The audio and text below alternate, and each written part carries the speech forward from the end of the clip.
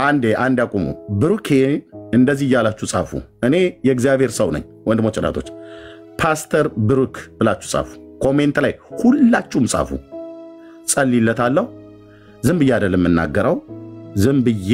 የምናገረው፣ ቅድም ነው ወደ መንፈሴ ላይ መጣው። ፓስተር ብሩክ ብላችሁ ጻፉ። ለሚጠይቀኝ ሁሉ መልስ አለኝ። ኦኬ። ማንንም መንገደኛ እንደዚህ ብሎ እግዚአብሔር አይልም። ፓስተር ብሩክ ባባ እግዚአብሔር ሆይ ጸጋህን እላው ላይ ስላስቀመጥክበት እጅግ አድርጌ አመሰግናለሁ። ፓስተር ብሩክ ብዬ ስጠራው እግዚአብሔር ሆይ አላፍርም።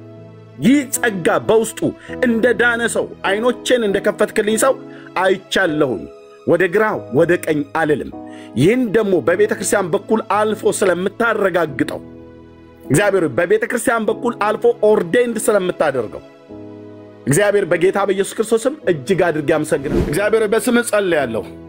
እጅግ ከሞዳት ከህቴ ከውብዬ ጋራ የጮኛምነት ጊዜ ጀምረዋል። በጋብቻ ተጋብተው ደግሞ የሚኖሩበት ዘመን ፊት ለፊታቸው ላይ አለ። መንገዳቸው ሁሉ የሰመረ ይሁን። በዚህ ወር በቃ በጣም አለቅሳለሁ። ማለት እግዚአብሔር ያደረገልኝ ሁለት ድነትን የሰጠኝ በስጋም በነፍስ ማለት ነው። በስጋ ከምን ዳንት ጧት እጄና እግሬ ተያያዘ እና መውረድ አልቻልኩም ካልጋ ላይ እና አምቡላንስ ወሰደኝ። በቃ ከዛ በኋላ ጣቶቼ አይሰሩም። ከጉልበቴ በታች ያለው እግሬም በቃ እንደ አጥንት እንደሌለው ወደ ሌላ አቅጣጫ ነው የሚሄደው። ያው ለማስረዳት አይመችም።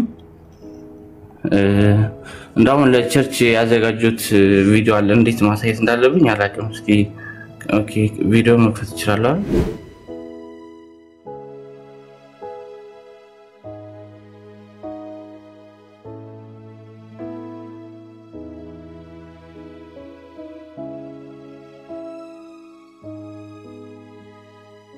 ሆስፒታል ተኝቼ መቆም ሳይሆን ወደ ጎን መተኛት ይናፍቀኝ ነበር እና ወንድሜ ከኢትዮጵያ መጥቶ ያው ባለቤቴ ምንም ማድረግ አልችልም ማለት እጄ ውሃ መጣትም አልችልም፣ ውሃ መክፈትም ጣቶቼ ምንም ማድረግ አይችሉም። ቶታሊ ፍሌሽ ማድረግ እንኳን አልችልም ነበር ማለት እና ትራ ያደርጋሉና በጀርባዬ ይፈሳል ምናምን ውሃው ማለት ነው።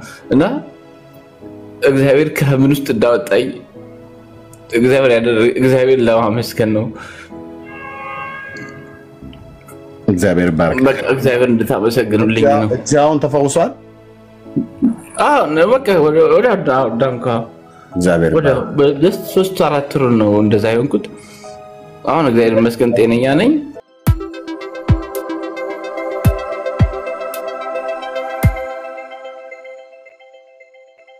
በምን ቃል እንደሰበኩላችሁ አሳስባችኋለሁ።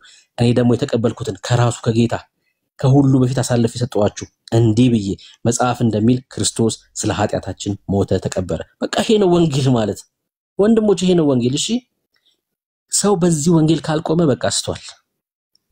ክርስቶስ ኢየሱስ ስለ ኃጢአታችን መጽሐፍ እንደሚል ሞተ ተቀበረ፣ መጽሐፍ እንደሚል በሶስተኛው ቀን እኛን ስለማስደቅ ተነሳ። በቃ ይሄ ነው ወንጌል አለ ጳውሎስ። ተመልከቱ። ይሄን ስታመን አሜን ስትል በስሙ የኃጢአት ስርየት አገኝተ በተቀደሱት መካከል ርስት ታገኛለህ። በስሙ ርስት ታገኛለህ። በዘመናት መካከል የነበረ ሚስጥር ነው። እሺ አሁን እየነገርኳችሁ ያለሁት በዘመናት መካከል በእግዚአብሔር ዘንድ ይታወቅ የነበረ ግን ለሌሎች ያልተገለጠ ለኔ ለማንስ ይላል ጳውሎስ፣ ለኔ ለማንስ ተገለጠልኝ ይላል። ይሄ በዘመናት መካከል እኔ 70ኛው ያስተምር ያለው 70ኛውን ሱባኤ ሳስተምር በ69ኛው ሱባኤ መካከልና በ70ኛው ሱባኤ መካከል ቤተክርስቲያን ገብታለች ብዬ እናገራለሁ። ብዙ ጊዜ መጽሐፍ እንደዛ ያስተምራል። እና ለምን ዳንኤልን ያልነገሩንም ብለው ያነሳሉ።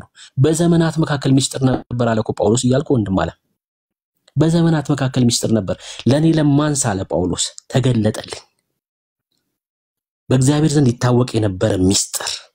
አው ይሄ ነው ሚስጥር። እሺ እንጂ ሚስጥረ ጥምቀት የሚባል የለም። ሚስጥረ ጥምቀት የሚባል ሚስጥር ይሄ ነው። በዘመናት መካከል ሚስጥር የነበረው አሕዛብ በእምነት እንደሚወርሱ ማለት እኮ ነው። ሃሌሉያ። በክርስቶስ ኢየሱስ በማመን የኃጢአት ስርየት እንደሚያገኙ በዘመናት መካከል ሚስጥር ነበር ይሄ። ለዛ ነው ዳንኤል ስለ አሕዛብ ሲጸልይ አትመለከቱትም። ዳንኤል የሚጸልየው ስለ ኪዳኑ ህዝብ ነው፣ ስለ ራሱ ህዝብ ነው እንጂ ለአሕዛብ አልጸለየም ዳንኤል። በዘመናት መካከል ሚስጥር የነበረው በእግዚአብሔር ዘንድ ይታወቅ። ኤፌሶን መልእክት መጽሐፍ ምዕራፍ 3 ላይ ነው ይሄን የተናገረው ጳውሎስ።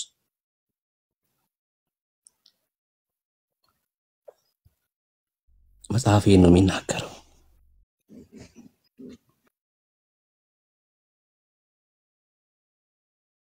መጽሐፍ ይሄን ያስተምራል።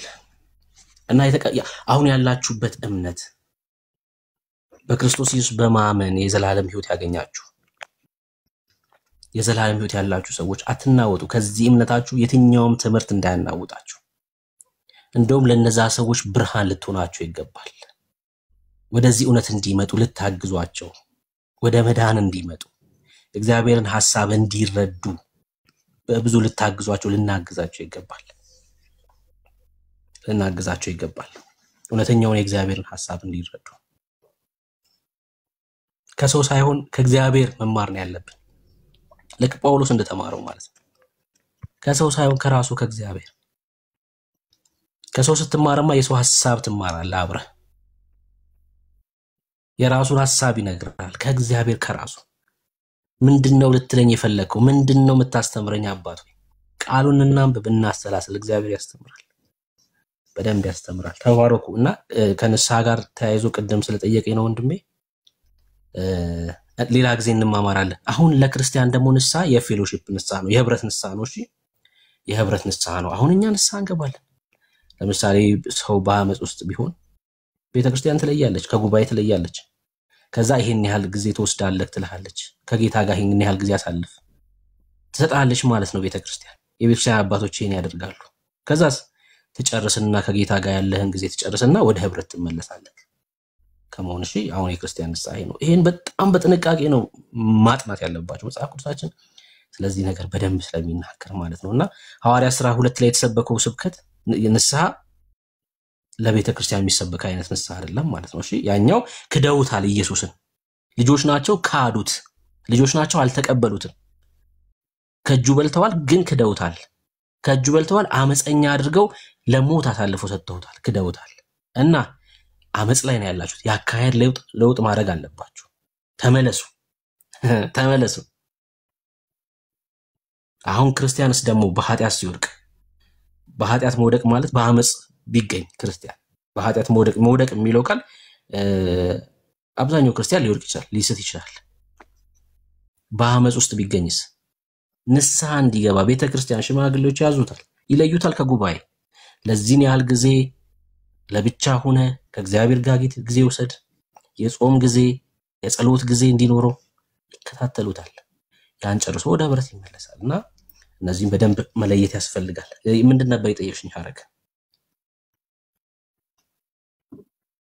እሺ ብሩኬ፣ ኒቆዲሞስ የእግዚአብሔር ልጅ ነው አይደለምና ስለ ንስሐ ደግሞ አሁን ንስሐ ማለት የሚገቡ ያመነ ሰው ለምሳሌ ነው ያምኛለሁ።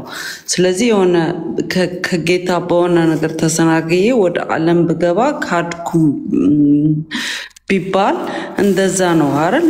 ንስሐ ማለት ግን ላላመነ ሰው አይደለም እኮ። ስለዚህ ቆይ አርጊ እንትን እንዳይዘጋ ድምጽ ላሰማላችሁ ብዬ ነው። እሺ ተባረኩ። ዘግይታችሁ የመጣችሁ ወገኖች ሁላችሁንም ሰላም ብያለሁ። ጸጋ ይብዛላችሁ።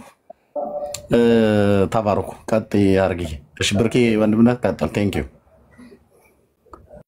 እሺ እና እንደዛ ነው ንስሐ ማለት ያመነ ሰው ሲክድ በጌታ የነበረ ሰው ወደ ዓለም ሲሄድ ማለት ነው። የጌታን ኃይል ሲክድ ማለት ነው። እግዚአብሔርን ኃይል ያላመኑ ሰዎች ግን ለምሳሌ ሐዋርያት ከጌታ ኢየሱስ ክርስቶስ ከሄደ በኋላ ንስሐ ግቡ አላሉም ብዬ ያልኩት በጌታ አመኑ ነው እንጂ ንስሐ ግቡ እንዴት ይባላሉ? ማለት መጀመሪያ እኮ አይሁዶች አላመኑትም። ጌታ ኢየሱስ ክርስቶስን የሚመጣው አዳኝ መድኃኒት ነው ብለው ኢየሱስን አልተቀበሉም።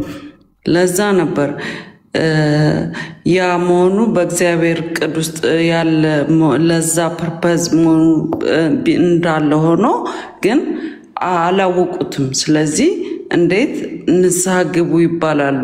ንስሐ ግቡ ሳይሆን በኢየሱስ እመኑ ነው ለመወለድ አይደል? እና ደግሞ እነ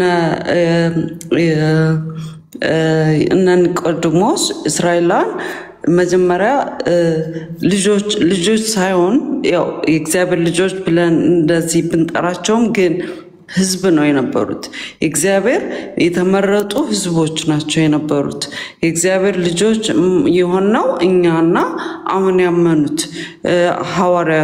ሐዋርያቶቹ የተማሩትን ያዩትን ጌታን ተከትለው አመኑ። እነሱ በደንብ ልጆች ናቸው። ግን ሌላዎቹ ግን እስከሚያምኑበት ሰዓት ድረስ ልጆች አይደሉም። ከዛ በፊትም የእግዚአብሔር የተመረጡ ህዝቦች ነው እንጂ የሚለው መጽሐፍ ቅዱስ ልጆች እንዴት አልገባኝም። እና እሱ ግልጽ አይደለም ያልኩት። እኔ ልጆች አይደሉም ህዝቦች ናቸው። ሌላው ዓለም ህዝብ ሳይሆኑ ፍጥረት ብቻ ነን። እነ እስራኤሎች ደግሞ ምርጦች የተመረጡ የእግዚአብሔር ኢየሱስ የሚመጣባቸው የእግዚአብሔር ልጆች ናቸው። አሜን ህዝቦች ናቸው የነበሩት። እሱ ነው ጥያቄ። አይ ጥያቄ ሳይሆን ይሄ እኮ ማብራሪያ ነው። አሁን ጥያቄ ሳይሆን ያብራራሽ ነው። ጥቅስ አንስቼ ልጠይቅሽ ያብራራሽ ስለነበር ማለት ነው። ጥያቄማ ጥያቄ አይደለም፣ ማብራራት ነው። አይደሉም ብለሽ ከተናገርሽ ጥያቄ አይደለም። ጥያቄ ቢሆን ናቸው ወይ ነው የሚሆነው። አይደሉም ካልሽ ግን ያንቺ ማብራሪያ ነው የሚሆነው። ለምሳሌ ቅድም የጠቀስኩት የሐዋርያት ሥራ መጽሐፍ ምዕራፍ 2 እና ምዕራፍ 3 ላይ ጴጥሮስ ለምሳሌ ንስሐ ግቡ ይላቸዋል አይደለ? ነው አላላቸው?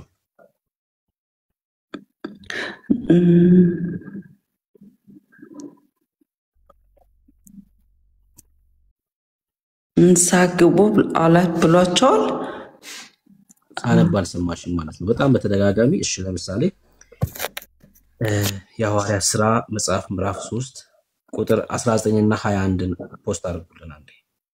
የሐዋርያት ሥራ መጽሐፍ ምዕራፍ 3ን እንደምታውቂው ከሲወለድ ጀምሮ ማለት ከእናቱ ማጽን ጀምሮ መሄድ ማይችል ሰው ነበረ።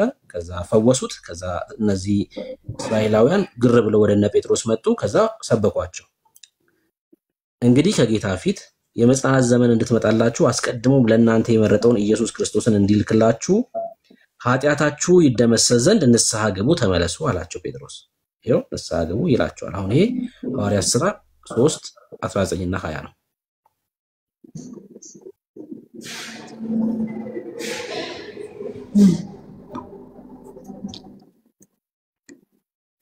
ይሄን ነበርኩ አሁን እስካሁን ራሱም ስናወራ የነበረው ይሄን ነበር። ሁለተኛ ደግሞ የእግዚአብሔር ልጆች አልነበሩ ማለት ነበሩ። እሱን ነው ረጅም ሰዓት ስናወራ የነበረው።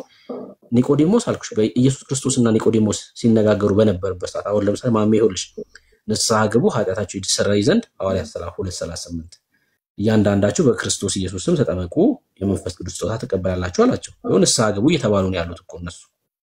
ይሄን ነው ቅድም ጀምሮ። አሁን ለአሕዛብ እንደዚህ አይነት ስብከት አልተሰበከም መጽሐፍ ቅዱሳችን ላይ። ለኪዳኑ ህዝብ ግን ንስሐ ግቡ ተብለዋል። አየሽ ንስሐ ለምንድን ነው ንስሐ ግቡ የተባሉት? ልጆች ስለሆኑ እኮ ነው። ኒቆዲሞስ ከጌታ ጋር ሲነጋገር በነበረበት ሰዓት ልጅ ነው እኮ ኒቆዲሞስ፣ ልጅ አይደለም ሐረግ።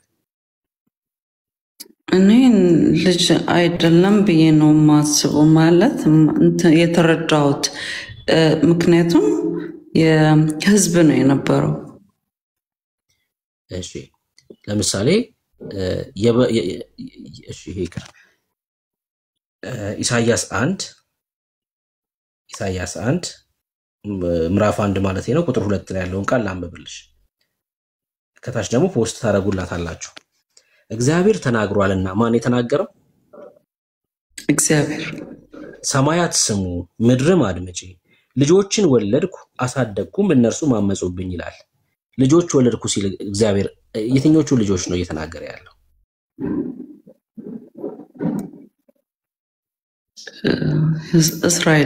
እስራኤል ብቻ ነው የሱ የሆኑት ልጆች ናቸው ማለት ነው አይደለ? አዎ እንደዛ ብንላቸውም ግን እኔ ጥያቄ የሆነብኝ ልጅነት በእግዚአብሔር በኢየሱስ ክርስቶስ ብቻ ነው እና ሚስትና ባል ብሎ ቢመስልም ከዛ ሚስትና ባል እንደ አባት አይደለም። ለምሳሌ እኔ አባቴና ባሌ በእኔ ልብ ወይም ደግሞ በአባቴ ዘንድ እኔ እንደ ባሌና እንደ አባቴ አይደሉም። አልገባኝም። ባሌና አባቴ የምትይው አልገባኝም ማለት ሚስት እንደ ባልና ሚስት እግዚአብሔር መስሏቸዋል አይደል? መጽሐፍ ቅዱስ ላይ እስራኤልና እሱ ራሱን እግዚአብሔርን አንቺ እግዚአብሔር ልጅ ሆንሽ በእምነት በኩል አይደል እንዴ?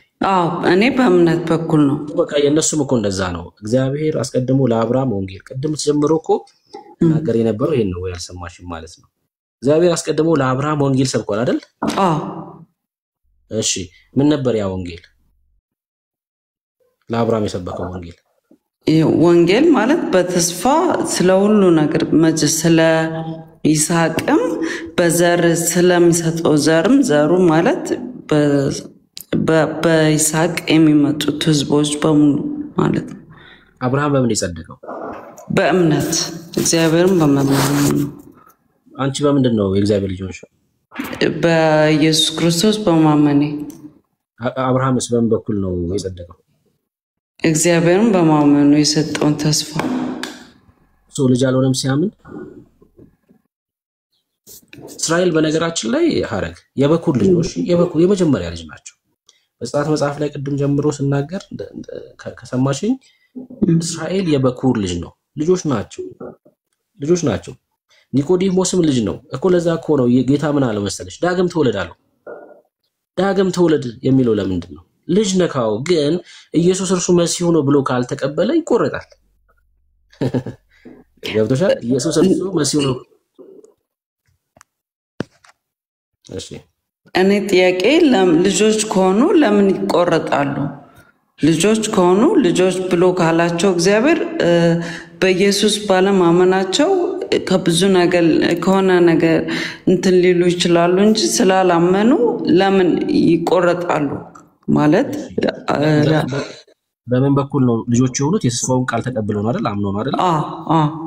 የተስፋው ቃል ራሱ ሲመጣ ካልተቀበሉት ይቆረጣሉ ማለት እኮ ነው። በጣም እኮ ግልጽ እኮ ነው መጽሐፉ የሚናገረው። ራሱ ያ የተነገረው የተስፋ ቃል በስጋ ተገለጠ። ሲገለጥ ግን አልተቀበሉትም፣ ካዱት። አይደለህም አሉት። ከዛ እኮ ነው የተቆረጡት። በጣም ግልጽ ነው። አዎ አንተ የእግዚአብሔር ልጅ ነህ ሲለውስ ጴጥሮስ ቤተክርስቲያኔ ነህ አዎ በቃ ያ የተስፋ ቃል በስጋ ሲገለጥ እነሱ ግን ካዱት፣ አልተቀበሉትም። በዛ ምክንያት ተቆረጡ። ካለማመን የተነሳ ተቆረጡ። ምንድነው ያላመኑት? ያ የተስፋውን ቃል በስጋ ሲገለጥ አንተ የእግዚአብሔር ልጅ ነህ ባለማለታቸው ማለት እኮ ነው። ካዱት። እነሱ ካዱት እያለ የሚናገረው መጽሐፍ ለምንድን ነው? መጀመሪያ በእምነት ስለነበሩ ማለት እኮ ነው። ካለማመን የተነሳ በመካዳቸው ምክንያት ባለመቀበላቸው እኛ አሕዛብማ ኢየሱስ ጌታ ነው ተብሎ ተሰበክን። ኢየሱስ ስለ ኃጢአት ሞቷል ተብሎ ተሰበክን። ኢየሱስን ተቀብለን እኛ ደግሞ የእግዚአብሔር ልጆች ሆነን ቅድም ጀምሮ ይሄን ነበር ስናወራ የነበረው። ምናልባት አዳዲስ ነገር ሆኖብሽ ከሆነ አላውቅም። ያነሳነው ሐሳቦች ግን በደንብ እንደዚህ አሰላሲው ግልጽ ይሆናል ብዬ አስባለሁ። እሺ አመሰግናለሁ። ተባረኪ። አሜን። እና በዚህ አጋጣሚ ደግሞ በጣም ነው የምወዳችሁ። ተባረኩ፣ በርቱልኝ። በቃ ይሄን ነው የምለው። እሺ ተባረኪ።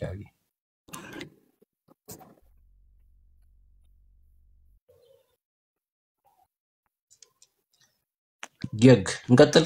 ጥያቄ ያላችሁ ሌላ ጥያቄ ያለው ሰው አለ? ሌላ ጥያቄ ያለው ሰው ካለ መቀጠል እንችላለን። ሌላ ጥያቄ ያለው ሰው ገስት ላይ ኦርቶዶክሳዊ ምናምን ካለ እኔ ያው እስኪ ላስገባችሁና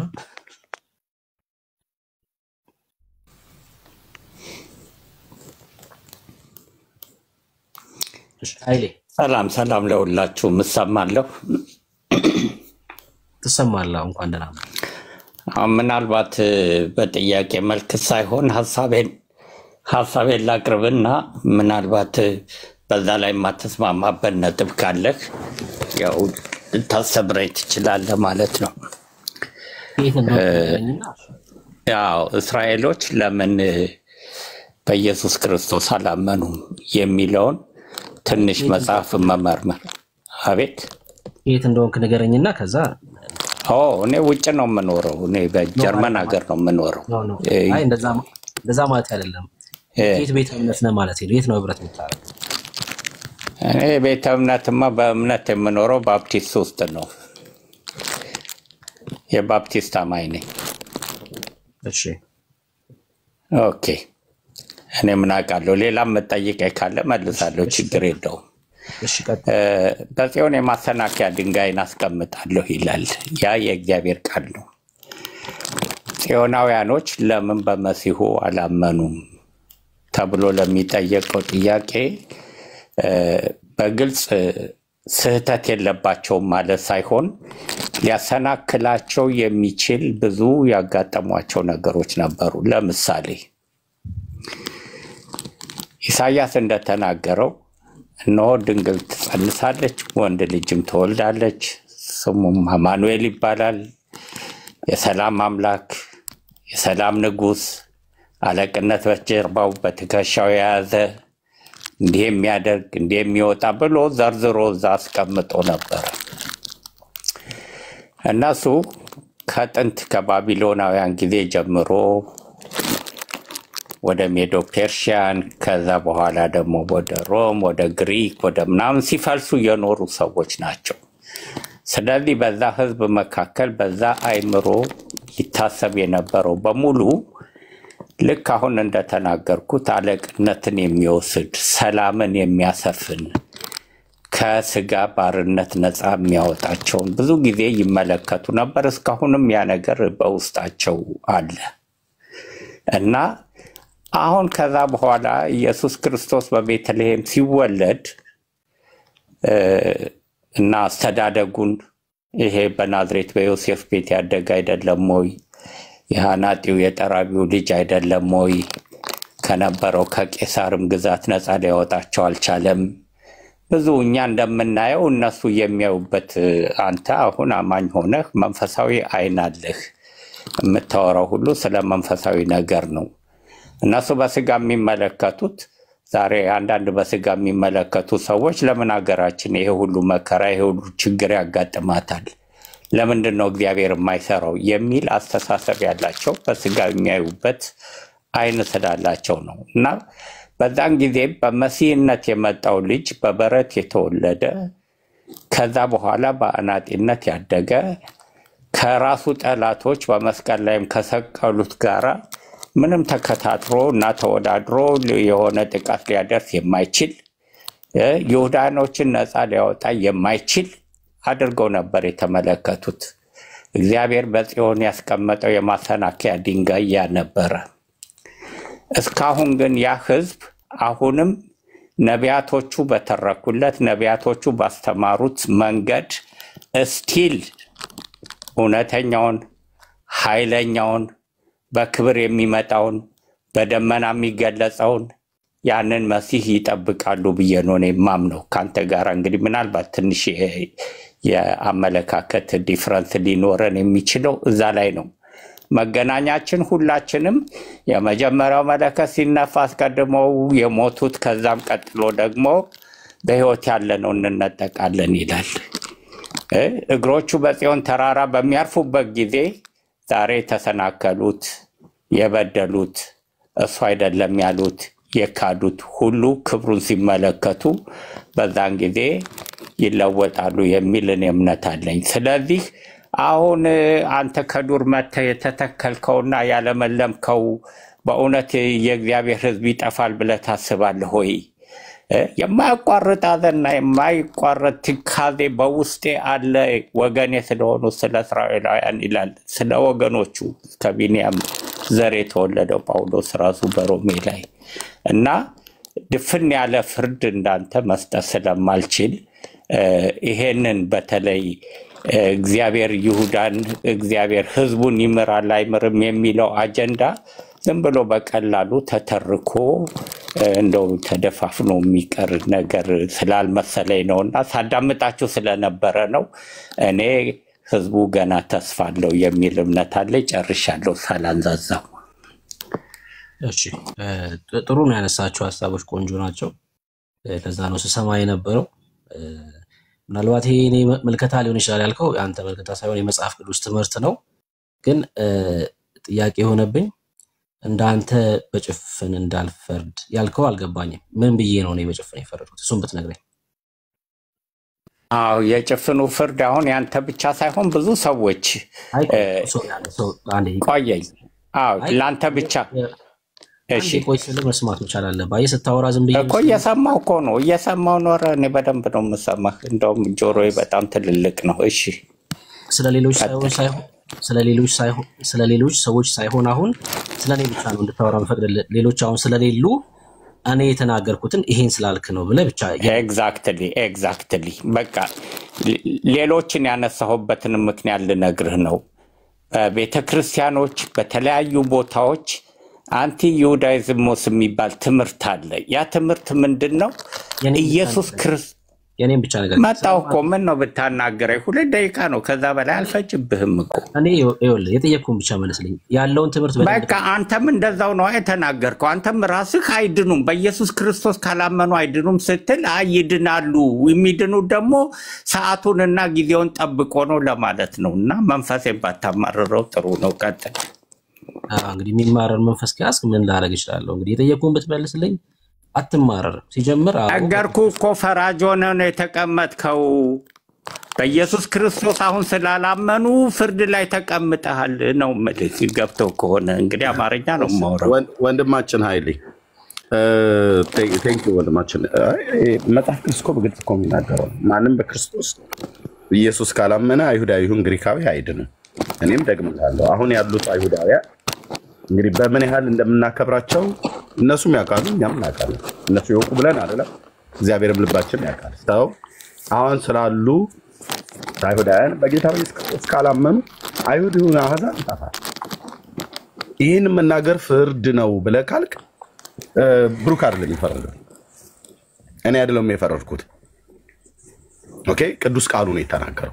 በቃ እኔ የራሴን ሐሳብ ነው የሰጠሁት ወንድሞቼ፣ እናንተን ለመከራከር አይደለም። ነው አይ ነው ገብቶናል። ስማ ቆይ ኃይሌ አንዴ ስማ ያው ወረደ ማንም ቢሆን እኮ አልኳችሁ፣ ማንም ቢሆን እልቅ ከዛ ይልቅ የምንወዳቸው ከሆነ እንጸልይላቸው። አይሁዳውያን የምትወዷቸው ከሆነ እንደኔ የምትወዷቸው ከሆነ ጸልዩላቸው። ብርክዬም እንደሚወዳቸው አውቃለሁ። ጸልዩ። እውነተኛ ክርስቲያኖች ለነሱ መዳን ሁሉ ጭምር ነው መጸለይ ያለብን። ኦኬ ይድኑ ዘንድ ከክፉዎች እግዚአብሔር እንደሚጠብቃቸው እንደምንጸልይላቸው ለሌሎች በጦርነት ሲገጥሙ እንደምንጸልየው ማለት ነው። ምክንያቱም እነሱን አስቦ ዓለም ከነሱ ጋር እኮ አልቆመም። ይኸው እንደምናየው ነው። ዓለም ባይቆምም ግን እግዚአብሔር አምላክ አለ። ደግሞ ጥቂት ሀገሮች ደግሞ በፖለቲካ አቅጣጫ የቆሙ አሉ። እኛ ፖለቲካ ውስጥ ገብተን እንዲና እንደዚህ ተብሎ ባይባልም የእስራኤል ጉዳይ መንፈሳዊ ነገር ስለሆነ ከስጋ ጦርነት እግዚአብሔር እንዲያድናቸው በአሕዛብ እንዳይዋጡ እንዳያልቁ የአብርሃም ዘር ከምድር ላይ እንዳይደመሰስ እንደምንጸልየው ለሌሎች ሰዎች ሁሉ እንደምንጸልየው ለእነሱ እንጸልያለን። እንደዚሁም ደግሞ ስለ መዳናቸውም ደግሞ መጸልያለን። ወንጌል ነው ብሩኬ፣ ወንጌል ነው የተናገረው። ምንም የሚድበሰበስ ወንጌል አይደለም።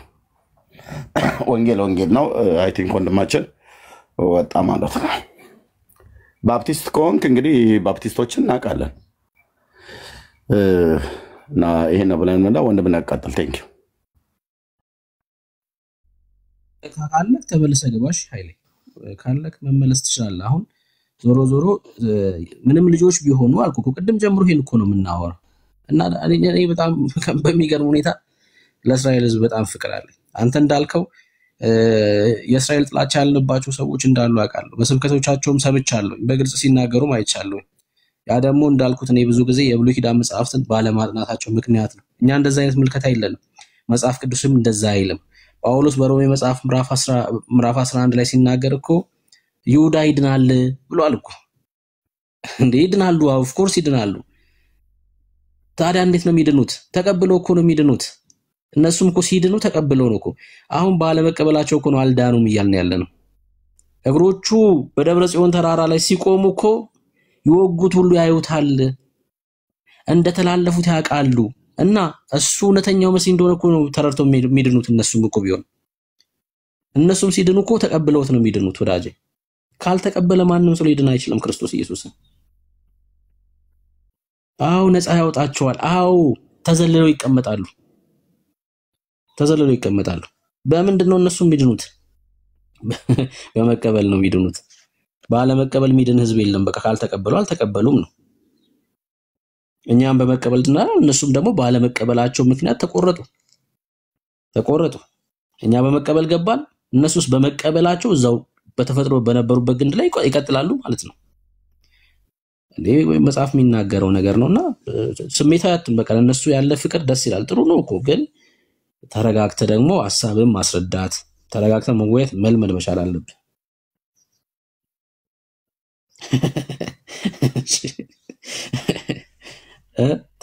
ተባረክ ኃይሌ። እሺ ሌላ ሰው መግባት ይችላል።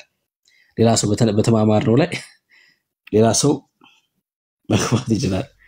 መግባት ይችላል፣ መጠየቅ ይችላል። እስካሁን ስናነሳ በነበረው ላይ ማለት ነው። እስካሁን ስናነሳ በነበረው ላይ ጥያቄ ያለው ሰው ገብቶ መወያየት ይችላል። መወያየትም መጠየቅም ይችላል። መጠየቅም መወያየትም ነው የሚፈቀደው።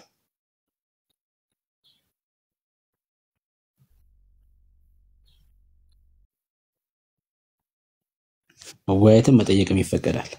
ተባረኩ። ኃይሌ ካለክ ተመልሰህ መምጣት ይችላል። እሺ እኛም በስርዓት ነው አቀደም ስትናገር የነበረውን ነገር በደንብ ነው የምናምነው። ክርስቶስ ኢየሱስ አዎ ይመጣል፣ ደግሞም ይነግሳል፣ በክብር ይመጣል። የሚታረድ በግ አይደለም አሁን የሚመጣው፣ ንጉስ ነው የሚመጣው፣ ሊነግስ ነው የሚመጣው፣ ገዢ ነው የሚመጣው። ያው የወጉት በደንብ መጽሐፍ በደንብ ነው የሚናገረው። ብሩኬ ይቅርታ አንድ ጊዜ ልጠይቅ። እሺ እስራኤላን በድንዛዜ ውስጥ ናቸው እነሱ ይላል ጳውሎስና እነሱ ባለማመናቸው ምክንያት ለኛ ለሌላዎቹ ህዝቦች ወንጌል ስለደረሰልን እነሱ ደግሞ እነሱ እንደዚህ በድንዛዜ ውስጥ በመሆናቸው ነው ለኛ ወንጌል መጣልን። ከዛ ግን ደግሞ ይድናሉ እነሱም ይላል ጳውሎስ። ስለዚህ ያ ማለት አሁን ሳያምኑ የሚሞቱ አይሁዳውያን ልጆች ስለነበሩ እና በነሱ በድንዛዜ ውስጥ ስላሉ ስለሆነ እኛ ጋር የመጣው ወንጌል በዛ ምክንያት እነሱም ሊድኑ ይችላሉ። ሳያምኑ የሞቱት በኋላ የሚያምኑ ሳይሆን አሁን ሳያምኑ እየሞቱ ያሉ ማለት ነው። ሳያምኑ የሞተ ሊድን አይችልም። ሳያምኑ ይሞታሉ አይደለም እያለ ያለው። እነዛ የሚቀበሉት የልመና መንፈስ አፈሳሉ ይላል አይደል?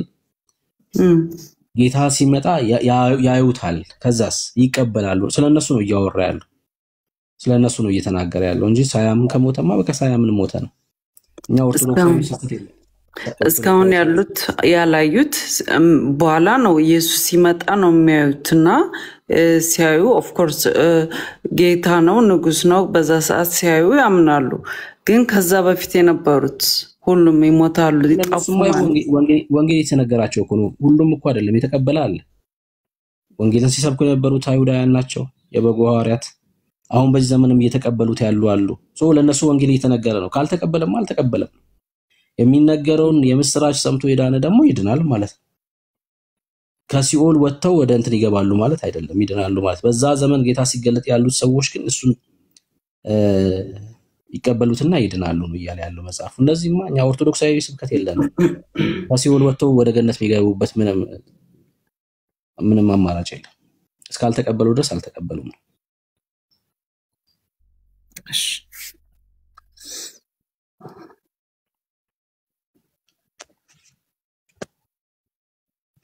በፍርድ ላይ ነው ያሉት። ካላመነ በቃ አንድ ሰው በፍርድ ላይ ነው ያለው።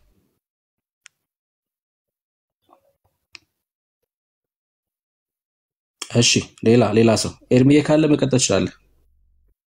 እንምለት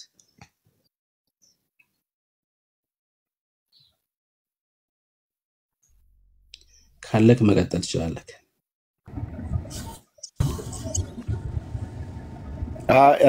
እሺ ጥያቄ ያላቸው ሰዎች ከገቡ ጥሩ ነው። ምናልባት ጥያቄ ያላቸው ሰዎች ካሉ ማለት ነው። እሺ ለዛ ነው። እሺ ጥያቄ ያላችሁ ሰዎች ካላችሁ ገብታችሁ መጠየቅ ትችላላችሁ።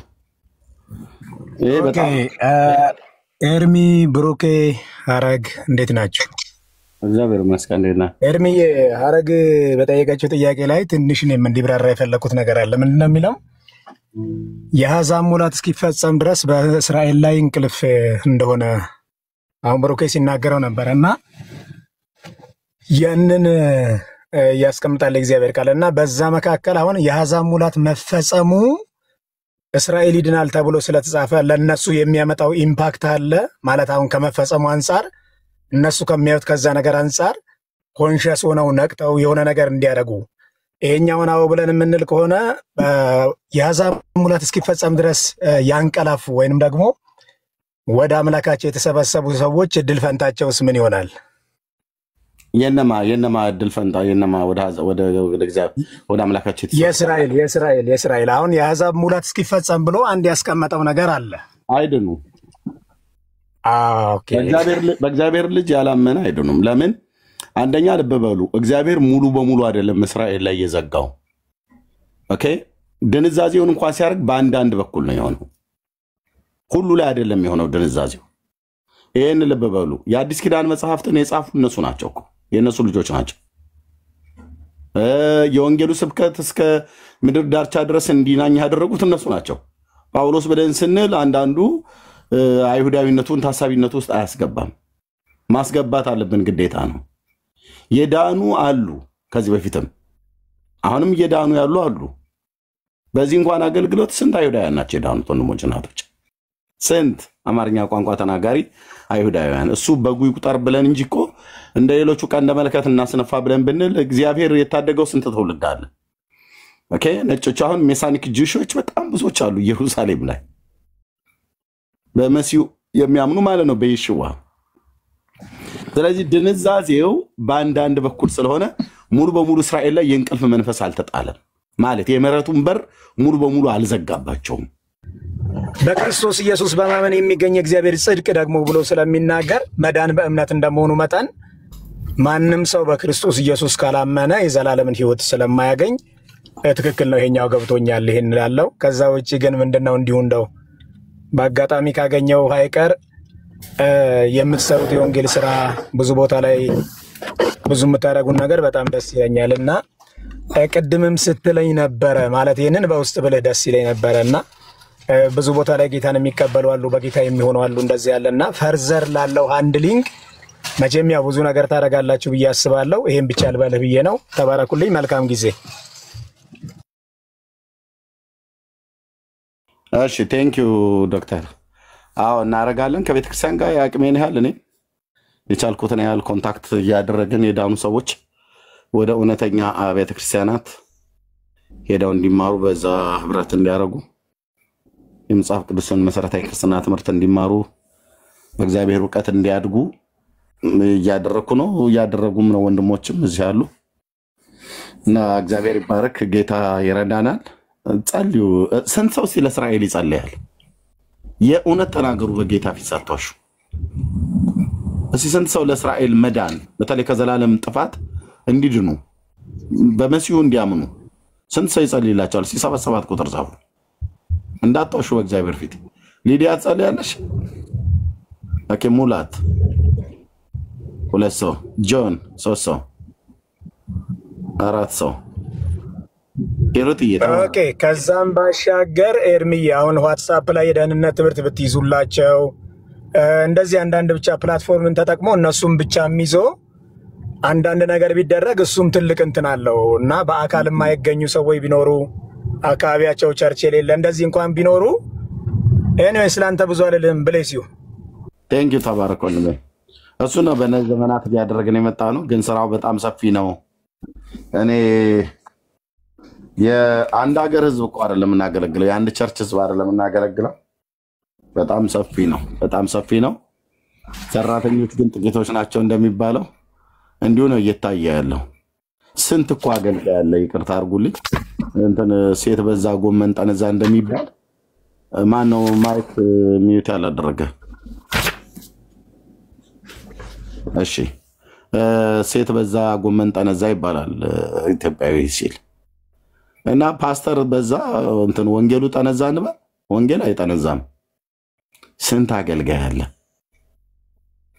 ስንት ሰው ነው አሁን ቲክቶክ ላይ ወንጌል የሚሰብክ?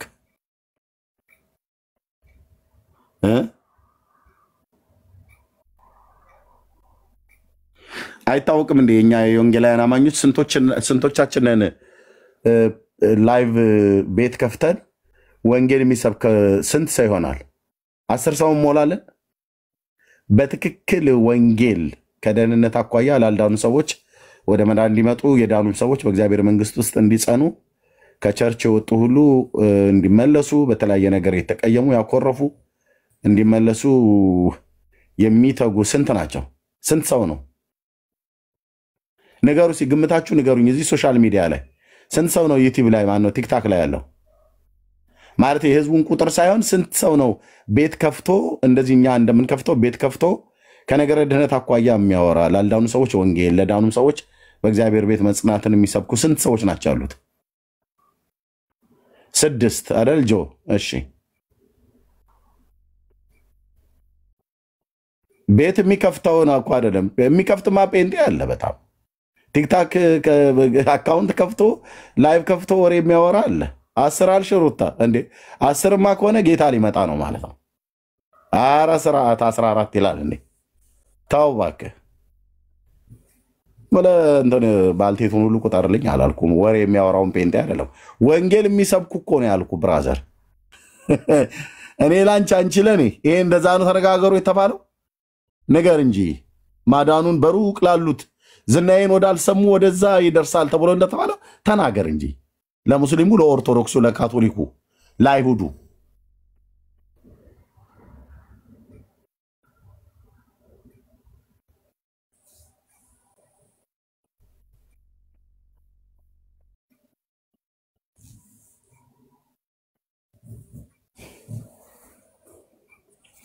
ጴንጤ ወሬኛ ሲሆን በጣም ነው የሚያስጠላው። በሆነ ወንድሞች እናቶች ወሬኛ አትሁን እህቴ፣ ወሬኛ አትሁን።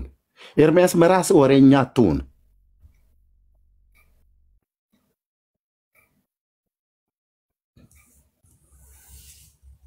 ቤት ከፍተው እኮ ኢየሱስ የሚል ስም እኮ አይጠሩ፣ ስሙን እኮ አይጠሩትም። ወንድሞች እናቶች እነማ ጴንጤዎቹ አይጠሩትም። አይታችኋል? ታዘቡ። እንኳን በእንባ መስበክ አይደለም ለ3 ደቂቃ ስሙን አይናገሩም። ለ3 ደቂቃ ሂዱና አይዋቸው። እዙኛ ጋር ወንጌላውያን የሚባሉት ማለት ነው ቤት የሚከፍቱትን ጴንጤ ታዘብ። ላይቭ ከፍተው እሺ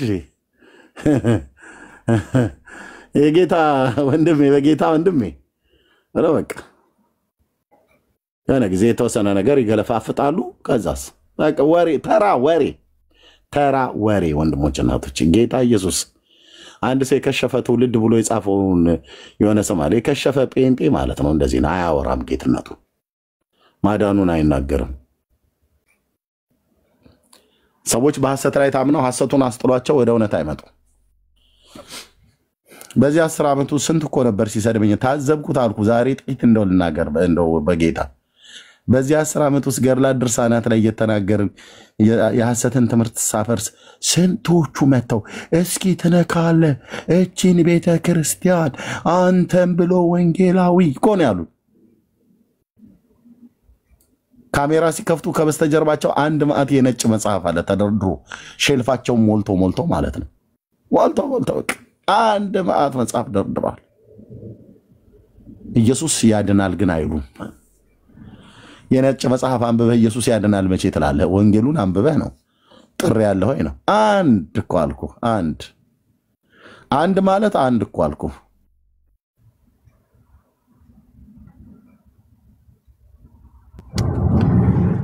ኤርሚዬ እድሉን ከሰጠኝ አንድ ነገር በእናትህ ዕብራውያን ምዕራፍ 9 ላይ በገዛ ደግሞ ወደ ቅድስት ገባ ብሎ የሚናገረውን አንዳንድ ቨርሽኖች ወደ ቅድስት ይሉታል፣ አሻሽለው ደግሞ እንትን ያሉትን ወደ ቅድስተ ቅዱሳን ይሉታል። ይሄ ከመጋረጃው መቀደድ ጋራ እና ከካህናትና ሊቀ ካህን በአንድ ላይ ሆነው ሊቀ ካህን አገልግሎቱን ከመፈጸም ምድር ላይ ካለው ከአደባባይ ከቅድስተ ቅዱሳን ጋራ ያለው ነገር ምንድነው?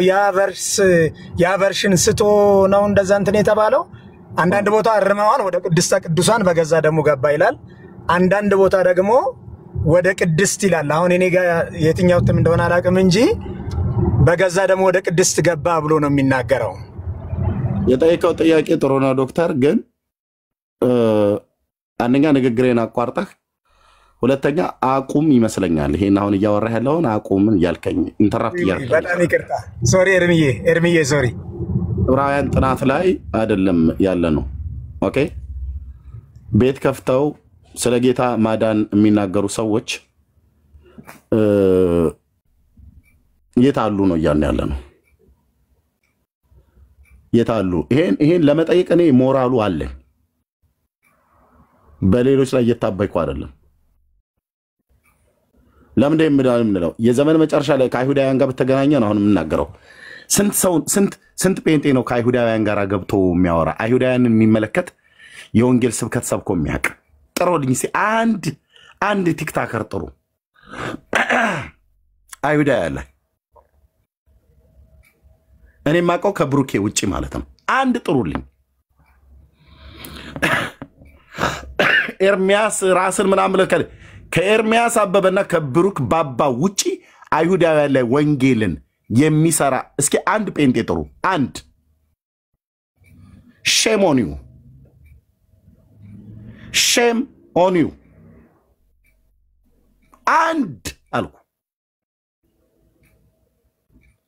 ሊሰድቧቸው ግን ይመጣሉ አይሁዳውያን። አልዳኑም ድነዋል አልዳኑም ብሎ የሚል ማለት ነው። አንድ የለም።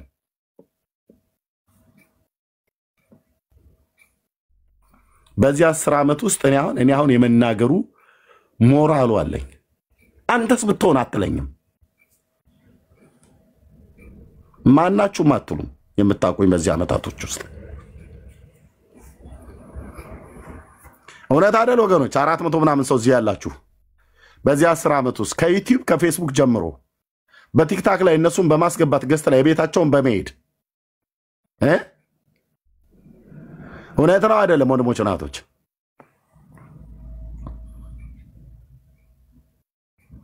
አንድ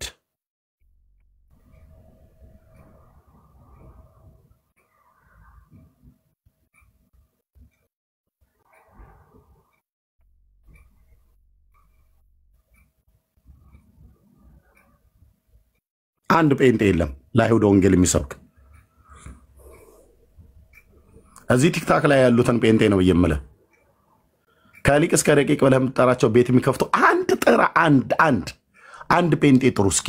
አንድ ማለት አንድ ሰው እኔ መሰክራለሁ ከብሩኬ ውጪ ማለት ነው። ከብሩኬ ውጪ አንድንም ሰው አልጠራም፣ አላየውም፣ የለም።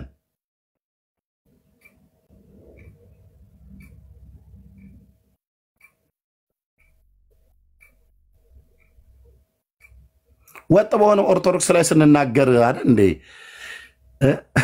እንዳልኩ እነዚህ መጽሐፍት ደርዳሪዎች፣ ሼልፋቸው ላይ መጽሐፍት ደርዳሪዎች እስኪ ትነካታለችን ቤተክርስቲያን እስኪ እናያለን አንተም ብሎ ወንጌላዊ ገድላት ድርሳናት ውስጥ የተደበቅ ምናምን ነገር ብለው ሲለፈልፉ የነበሩ ሁሉ መጽሐፍቶቻችን ጥራት ይጎላቸዋል ብለው ከላይ ብፁዓን ሊቃነ ጳጳሳቱ ሲናገሩ ይሄው በአንድ እግሯ በቃ እንትን አላት እኮ ስራችን ግባችን ውጤት አመጣ አይደል ብለው ራሳቸውን እነሱ ናቸው መግለጫ የሰጡት። እኔ እንኳን እንደዚህ አላልኩም። ልታፍሩ ይገባል። እኔ እንኳን ቪዲዮ አልሰራው። ይገርማችኋል። ጌታ ይመስገን ኦርቶዶክስ በቃ እንትን አለች አይደል ገድሏን አስጣልናት አይደል ይላል። ከየጎሬው እንደወጣ ጅብ እኮ በቅርብ ወራቶች ውስጥ ብቅ ያለ ጴንጤ ሁሉ ማለት ነው። ባለፋበት የለፉና የደከሙ እንኳን ለብዙ ዓመታትና ወራቶች የለፉና የደከሙ እንኳን እንደዛ አላሉም። ትናንትና ምን ሲሉን ነበር? ነኝ ሰዎች ምን ሲሉን ነበር? እኔ መሰክራለሁ። ምን ሲሉኝ ነበር?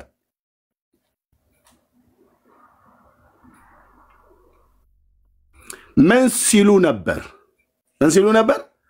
አንተን ብሎ ወንጌል ሰባኪ ደግሞ አንተን ብሎ በቃችን ቤተክርስቲያን ለምን አተዋትም?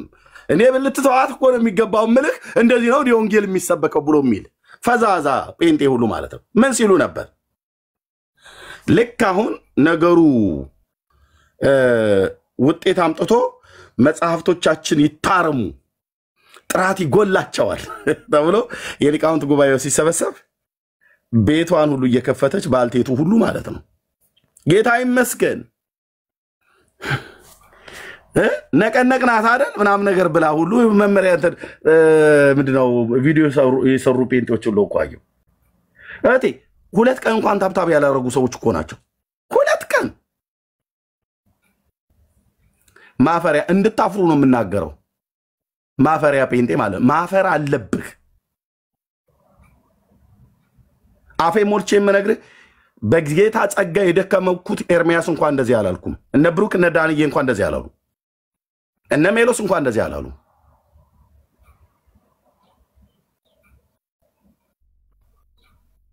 አትንገሯቸው ለኦርቶዶክሳውያን ስትሉ አልነበር ወንጌል ብላስፌሚ ነው እኮ እያሉ ነው። አሁን ይሄው እያሉ ነው።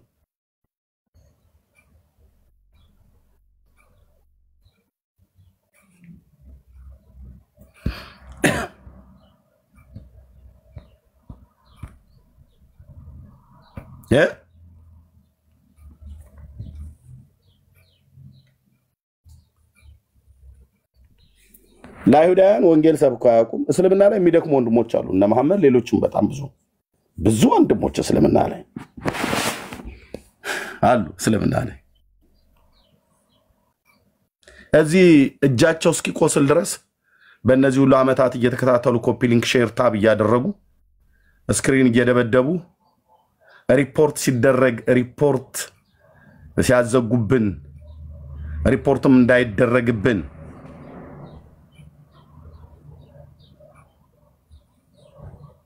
እጃቸው እስኪበልዝ ድረስ እዚህ ስክሪን ሲደበደቡ የሚውሉ ኮፒ ሊንክ ሼር ታብ ሲያደርጉ የሚውሉ ስንት ጴንጤዎች አሉ እዚህ። አይ ላቭ ዩ እናንተ ወንድሞቼ እናቶቼ። ይሄ ስራ የብሩክ ወይ ኤርሚያስ ወይ እንትናና እንትና ብቻ አይደለም፣ እግዚአብሔር ነው የሰራው። የኢትዮጵያ ኦርቶዶክስ ተዋሕዶ ቤተክርስቲያን በታሪኳ መጽሐፍቶችን ላርም ብላ ቁጭ አለችበት። የሊቃውንት ጉባኤ ስብሰባ የጠራችበት ጊዜ በታሪኳ ውስጥ አታሳዩኝም። በታሪኳ ውስጥ እኮ ነው የምላችሁ። በታሪኳ ውስጥ በዚህ 1500 ዓመት ውስጥ መጽሐፍቶቼ ጥራት ይጎላቸዋል ብላ ቁጭ ብላ የማን ስራ ነው? ብዙ ወንድሞች በመጽሐፍ የደከሙ በስልጣና የደከሙ አሉ። ሶሻል ሚዲያ ላይ ግን በእነዚህ ዓመታት እንደጮኸ ሰው እኔና እኔን መሰሎች ወንድሞች ከ10 ዓመት በላይ የጮህንበት ጩኸት ነው። በጣም የገረመ ሌሎቹ ብለው ቢሉ ባልገረመ ትናንትና እቺ ቤተክርስቲያን ተነኳላችሁ ሲገርላትና ድርሳናትን ተነካለ ከዚህ በኋላ እኛውንን የምንጋፈጥ ብሎ ያለ አስመሳይ ጴንጤ ሁሉ እኮ ሄዶ ተለጠፈልህ አልኩ። ሄዶ ተለጠፈ። ለአይሁዳውያን ወንጌል ሲሰብኩ አታይም። ኤርሚያስ ገብቶ ከአይሁዳውያን ጋር ሲጨፋጨፍ በጥያቄ ሲነጋገር ሲወያይ በሌላ አካውንት ገብተው ነው የሚሰሙት። በዋናው ከገቡ እንትናም መጥቶ ይሰማል ተብሎ እንዳይባል ማለት ነው።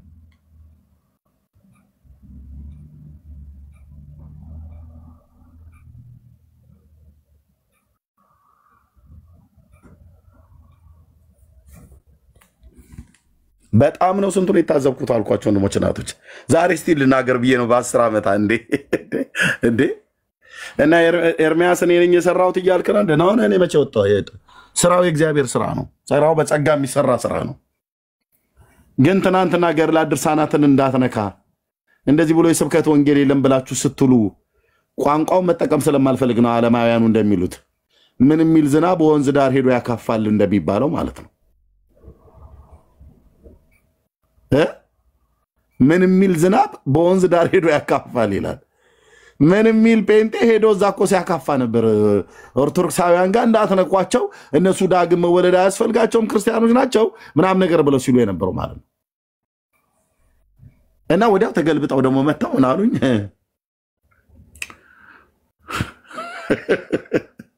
አረ ዲያቆን ያብረና አረ በእግዚአብሔር መንግስት ሰራይ ነበር። ማቃችሁ ማቃለሁኝ እዚህ ወዲያው ተገልብጠው እኮ አልኩ። በባለፈው ስብሰባ ከተቀመጡ በኋላ ሊቃውንት ጉባኤ ስብሰባ ጠርቶ ከተቀመጠ በኋላ ያ መግለጫ ከተሰጠ በኋላ ጴንጤ ሁሉ ቤት ከፈተልህ። ሴቱ ሁሉ ከአውሮፓም ከአሜሪካም ከአረብ ሀገርም ያሉ ሴቶች ላይቭ ከፈቱና ጌታ ይመስገን ጥሩ እንቅስቃሴ ጥሩ ንቅናቄ እየተፈጠረ ነው፣ ተሐድሶ ሊመጣ ነው ምናምን ነገር አላሉ። ወይኔ ወይኔ ወይኔ! እንዴት ትናንት ምን ስትይ ነበር አንቺ? እኔን ምን ስትይ ነበረ?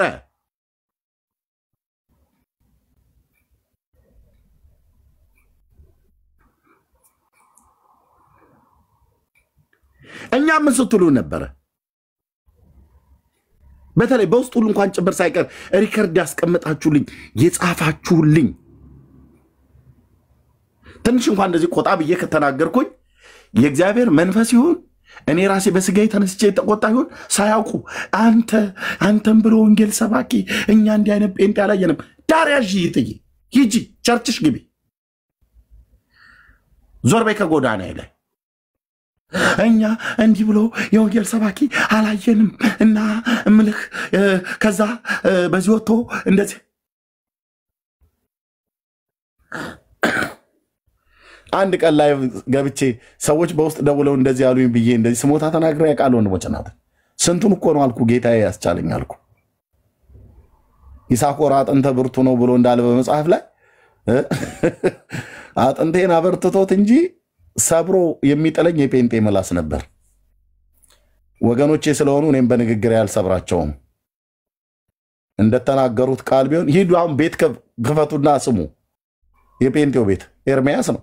ኤርሚያስ እንዲህ ብሎ እንደዚህ አለ እንደዛ አለና እንደዚህ ወጥቶ በዚህ ጋር ገብቶ ኢየሱስ ያድናል አይሉ በየማዕከሉም አይሉ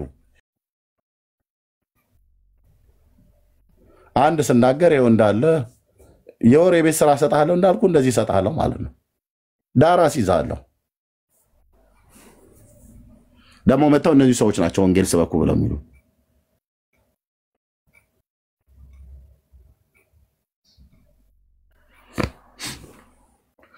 ለአንድ አይሁድ ወንጌል ሰብካችሁ ታጣቁ። ለአንድ አይሁዳዊ የአብርሃም አምላክ ምስክር ነው። እዚሁ ገስት ላይ እየገቡ ነው አይሁዳውያኑ ጌታ ሲንቀበሉ ያያችኋቸው። ማንንን ያደረገ? ኢየሱስ የእግዚአብሔር ልጅ። ኤርሚያስ ምንድነው? ምንም። አንተስ ምንድነህ? ምንም ምንም ነን። ያደረገው ጌታ ነው። ያዳናቸው እግዚአብሔር ነው። ወንጌሉ ግን ሰምተዋል።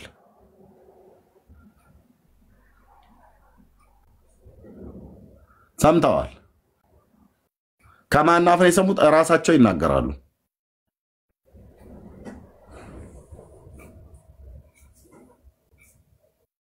ራሳቸው ይናገራሉ። እነ ሰኒ እነ ሰላም ሰኒያውን እኔ ጋር ጌታ እንደተቀበለ ስንት ሰው ያውቃል? ፌስቡክ ላይ እነ ብራዊት እህትየው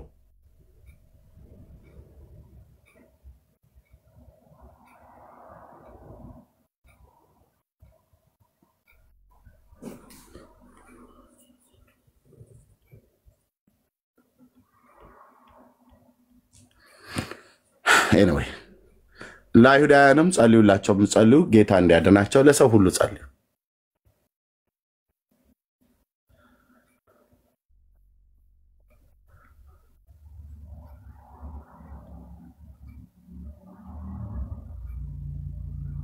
ረሃማ ማንሽ ላስታውስሽ እስቲ አይደል ነው ቤተ እስራኤላዊ ነሽ? አላወኩሽም።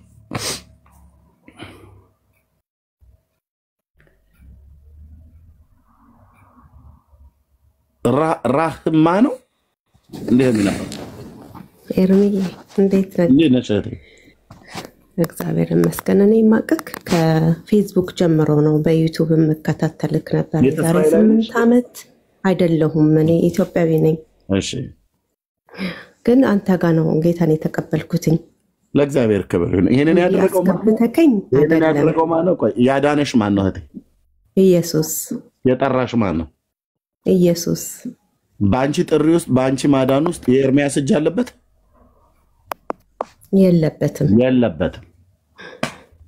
ግን ያው ምክንያት ነክ በቃ ወንጌል ሰባኪ ነው። ያንን ራሱ እኮ ጸጋው ራሱ የሰጠ እንደዚህ የብሩክ እጅ አለበት የለበትም። እኛ ምንድነን ነገም አንቺ አዳኝነቱን በጎነቱን ስትመሰክሪ እኛ የምስራቹን ቃል ነው የምናወራው። በቃ እኛ የምስራቹ ቃል መስካሪዎች ነን። አድኖኛል ያድናል ብዬ ነው የመሰከርኩት። ስመሰክር ራማን አዳናት ማለት ነው። ጌታ ብሩክ የዚሁ 3 ዓመት ውስጥ ነው ጌታ የተቀበለው። ሶሻል ሚዲያ ላይ አንድ ቅድም ወደ መንፈሴ የመጣ ነገር አለ። እንደዚህ ዝም ብሎ በስጋ የሚነገር ነገር አይደለም። ሼር የምታደርጉ ሰዎች ለአንድ አፍታ አቁሙት። በሙሉ ሼር የምታደርጉ አቁሙ። ሼር የምታደርጉ ሰዎች በሙሉ አቁሙ። ማነው ማርጋር ነው ማርጋር ቴንክ ዩ ተባረክ። ሼር የምታደርጉ ኮሜንት የምትጽፉ አንድ ያቁሙት። አንድ ያቁሙት። ተባረኩ። አንድ ያቁሙት። ሁላችሁም በቃ እሺ አትበሉ። አንድ ያቁሙት። ሁላችሁም አንድ ያቁሙ። ተባረኩልኝ። እሺ አንድ ያቁሙ። ብሩኬ እንደዚህ እያላችሁ ጻፉ። እኔ የእግዚአብሔር ሰው ነኝ። ወንድሞች እናቶች ፓስተር ብሩክ ብላችሁ ጻፉ። ኮሜንት ላይ ሁላችሁም ጻፉ። ጸልይለታለሁ። ዝም ብዬ አይደለም የምናገረው። ቅድም ነው ወደ መንፈሴ ላይ መጣው። ፓስተር ብሩክ ብላችሁ ጻፉ። ቴንክ ዩ ብሩክ ባባ ነው እዚህ ማወራው። ፓስተር ብሩክ ብላችሁ ጻፉ።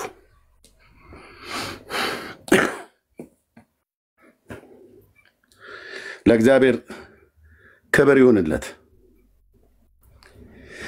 ለእግዚአብሔር ክብር ይሁንለት። ለሚጠይቀኝ ሁሉ መልስ አለኝ።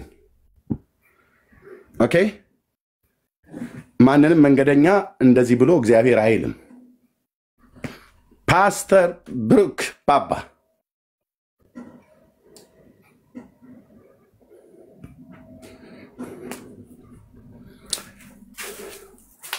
የምትችሉ ሰዎች እኔ በጌታ ፊት ተንበርክኬ ያለው ጸልይለታለሁ። ብሩኬ እየሰማኸኝ ነው?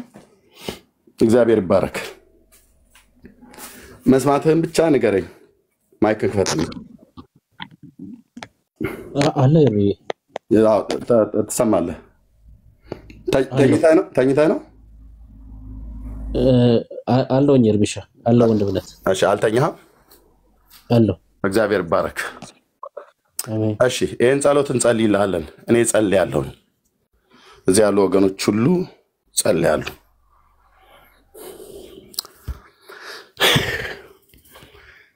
እግዚአብሔር የዘላለም አምላክ የምድር ዳርቻዎች ሁሉ ፈጣሪ አንተ ሰው አይደለህም፣ አምላክ ነህ። ትናገራለህ፣ ታደርጋለህ። ትውልድ ያልፋል፣ ትውልድን ታስነሳለህ። እግዚአብሔር በቤተ ክርስቲያን አካል በሆነች በክርስቶስ ቤተ ክርስቲያን ነቢያትን፣ ሐዋርያትን፣ አስተማሪዎችን፣ ወንጌል ሰባኪዎችን፣ ዘማሪያንን፣ የተለያዩ የጸጋ ስጦታ ያላቸውን ሰዎች ታስነሳለህ። አስነስተህማል። ባስነሳቸው ባሪያዎች በኩል ተገልግለናል፣ ተጠቅመናል። እጅግ ደስ ብሎናል። በእነሱ ላይ ባስቀመጥከው በነቢያት፣ በሐዋርያት፣ በፓስተሮች፣ በዘማሪያን የተለያዩ የጸሎት ህብረት በጸሎት ህብረት የሚያገለግሉ በጸሎት የሚተጉ ሴቶች፣ ወንዶች ባሪያዎችን ከሩቅ አገር ከቅርብም አገር አስነስታል።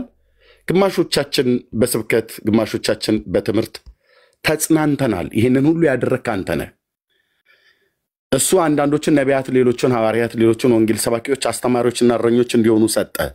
ሁላችን የእግዚአብሔር ልጅ በማመንና በማወቅ ወደሚገኝ አንድነት ሙሉ ሰው ወደ መሆን ወደ ሙላቱ ልክ እስክንደርስ ድረስ እንዲሰሩን የሰጠህንን አገልጋዮች አንተ የሰጠህንን በአግባብ አልተጠቀምንም። በአግባቡ በደንብ አልተጠቀምንም። ያልሰጠህንን ሰዎች ሰጠህን ብለን ከመጠቀማችን ይልቅ ጉዳቱ በዝቷል። የሰጠህንን ሰዎች ደግሞ በአግባብ ካለመጠቀም የተነሳ እንደሚገባ አላደግንም።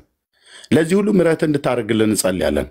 አንተ ያስነሳቸው ተተኪ የቤተክርስቲያን ትውልድን ለማፍራት ቤተክርስቲያንን ለመመገብ የምታስነሳቸው እግዚአብሔር ሆይ በኢየሱስ ክርስቶስም ልጆች አሉ። ከነሱ መካከል እጅግ የምወደው ታናሽ ወንድሜ ብሩኬ ባባን በዚህ የመጋቢነት ስልጣን ስላስነሳው ይህ ጸጋ በውስጡ ላይ ስላለ ጌታዬ ሆይ በምን መንፈስ በምን ልብ እንደምናገር ትውልድ ባያቅ ትውልድ ባያምን ትውልድ አሜን እንኳን ባይል እኔ ግን አሜን ብያለሁ።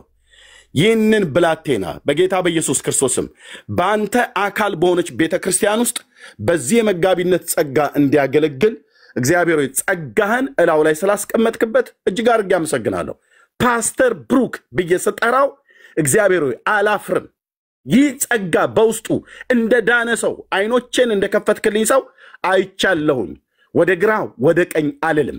ይህን ደግሞ በቤተ ክርስቲያን በኩል አልፎ ስለምታረጋግጠው እግዚአብሔር በቤተ ክርስቲያን በኩል አልፎ ኦርዴንድ ስለምታደርገው እግዚአብሔር በጌታ በኢየሱስ ክርስቶስም እጅግ አድርጌ አመሰግናለሁ።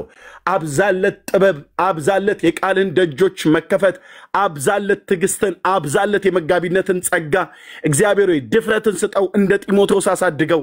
እግዚአብሔር የዘላለም አምላክ በልጅ በኢየሱስም አልቀናም። ጌታዬ ሆይ ብሩክዬን ስላስነሳው አልቀናም። ፓስተር ብሩክ ብዬ እጠራዋለሁ። ፓስተር ብሩክ መጋቢ ብሩክ ብዬ እጠራዋለሁ። ጸጋውን እላው ላይ አስቀምጣልና ለዘላለም ስም ይባረክ። በዚህ በላው ላይ ባስቀመጥከው ጸጋ ቤተክርስቲያንን እየመገበ ትውልድን እየመገበ በብዙ ትዕግስት እየታገሰ እየመከረና እየገሰጸ እየዘለፈ ትውልድን እንዲያገለግል ገና 3 ዓመቱ ነው ከዳነ። አንተ ግን እንደ ሰው እድሜ አትቆጥርም። እግዚአብሔር ጻድቅ ነህ፣ ጻድቅ ነህ።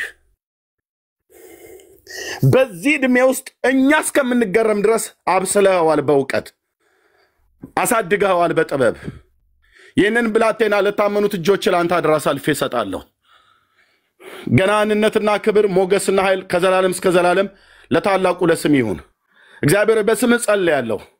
እጅግ ከመወዳት ከእህቴ ከውብዬ ጋራ የጮኛምነት ጊዜ ጀምረዋል። በጋብቻ ተጋብተው ደግሞ የሚኖሩበት ዘመን ፊት ለፊታቸው ላይ አለ። መንገዳቸው ሁሉ የሰመረ ይሁን። እግዚአብሔር እሷም ላይ ያስቀመጥከውን የጸጋ ስጦታ አይቻለሁ። እንዴት እንደምወዳት ውብዬ የተባረከች ትሁን፣ ባለችበት ምድር የተባረከች ትሁን። ይህንንም ብላቴና ብሩኬ የተባረከ ይሁን። የዘመናቸውን ቁጥር የትዳር ህይወታቸው ሁሉ ለዘላለም የተባረከ ይሁን። በማዕፀን ፍሬ ባርካቸው። ከአብራኩ በሚከፈል ልጆች ባርክ። በሚሄድበት በሚሄጡበት አገር ሁሉ ለክርስቶስ ቤተክርስቲያን የሚጠቅም ጸጋን በሱም በሷም ላይ አይኖቼን እንደከፈተ ሰው አሳይተኸኛልና ለዘላለም ቅዱሱ ስምህ የተባረከ ይሁን። ለአካልህ ጥቅም እንዲውል አገልጋዮችን ታስነሳለህ። ውብዬን ስላስነሳት፣ ብሩኬን ስላስነሳው ዛሬ 485 ሰው እየሰማ ቢስቁም ቢቀልዱ ማናቸውም ያንተ ባሪያ ነኝ፣ ግምቴን አልናገርም። መጋቢ ፓስተር ብሩክ በላያችን ላይ ስለጨመርክ ይህንን የመጋቢነት ጸጋ ስለሰጠው እጅግ አድርጌ አመሰግናለሁ። በእውቀት ይደግ። አሁንም አሳድገው፣ አስተምረው። አሁንም ከበሰለው በላይ ይብሰል። በትዕግስት አብስለኸዋል፣ በታጋሽነት አብስለኸዋል፣ በትህትና አብስለኸዋል፣ በእውቀት አብስለኸዋል። እሰይ ኢየሱስ፣ እሰይ ኢየሱስ። ለዘላለም ስም ይባረክ። እንደዚህ ነው ትውልድን ስታሳድግ፣ እንደዚህ ነው ትውልድን ስታስነሳ፣ እንደዚህ ነው። ብሩክዬ ላይ ስላለ ጸጋ ስጦታ እጅግ አድርጌ አመሰግናለሁ። ክብር ሁሉ ለታላቁ ለስም ይሁን። በዘመኑ ሁሉ ጠብቀው፣ ከራሱም ስተት ከክፉ ሰዎች ሁሉ ምክር ጠብቀው፣ አድነው፣ ከልለው። ጠቅሞናል፣ እጅግ ተጠቅሜያለሁ፣ እጅግ ተባርኬበታለሁ። ኢየሱሴ የልቤን ቅንነት የምታውቅ እግዚአብሔር እባርከዋለሁ። የዘመኑ ቁጥር የተባረከ ይሁን። በሚወጣበት በሚገባበት በሚሄድበት ሁሉ እግዚአብሔር የዘላለም አምላክ ከክፉ ሁሉ ጠብቀው። የአገልግሎት ደጆች ይከፈቱለት። ትውልድ ይስማው። እግዚአብሔር ሆይ ትውልድ ይስማው። እግዚአብሔር ሆይ ትውልድ ይስማው። አስቀድመዋለሁ ወንድሜን። ትውልድ ይስማው። እግዚአብሔር ሆይ የሚጠቅም ነገር በውስጡ አስቀምጠሃልና ገናንነትና ክብር ለታላቁ ለስም ይሁን። በኢየሱስ ክርስቶስ ቅዱስ ስም ጸለዩ።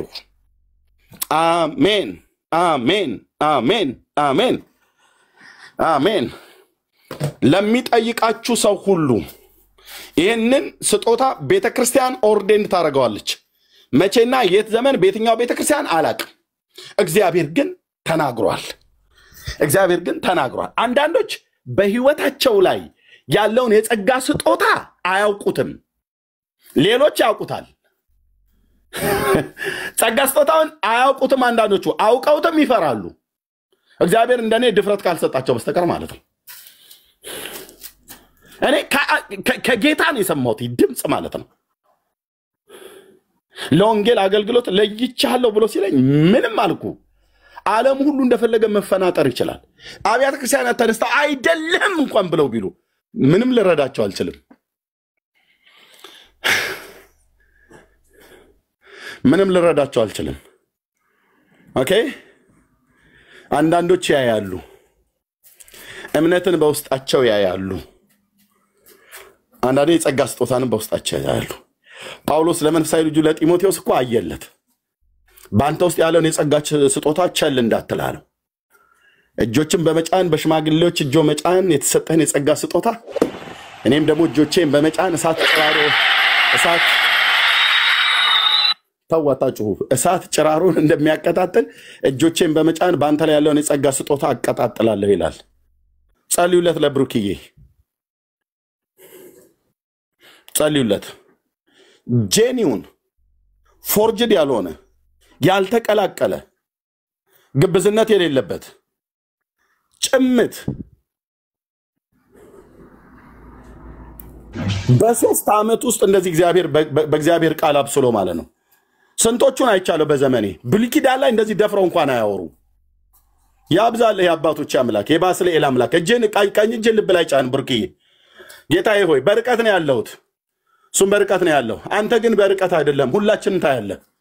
በስምህ ጸልያለሁ ለባስልኤል ጥበብን፣ በመገናኛው ድንኳን ያሉትን ስራዎችን እንዲሰራ ለባስልኤል ጥበብን፣ ለሰለሞን አስተዳደራዊ ጥበብን በገባኦን ኮረብታ ላይ፣ ለዳንኤልም ጥበብን የሰጠህ ሚስጥርን የምትገልጥ አምላክ እግዚአብሔር በስምህ ጸልያለሁ። ይህ ብላቴና አሁን እግዚአብሔር የቃልህ ደጆች ከተከፈቱለት በላይ መለኮታዊ ድምፅህን እንዲሰማ ራእይና ህልምን ሁሉ ጭምር እንዲያይ አጋንንቶችን በማስወጣት መናፍስትን በመለየት እግዚአብሔር በኢየሱስ ክርስቶስና ስልጣን እንደ እውነተኛ መጋቢ በአንተ መንግስት ውስጥ የሚያገለግል ታማኝ ሰራተኛ ሆኖ ቀሪ የህይወት ዘመኑ እንዲያገለግልህ መንፈስህን በላው ላይ ያኖርበት። አባዬ ጥበብን ሙላው፣ ማስተዋልን ሙላው፣ አደራረግን አሳየው።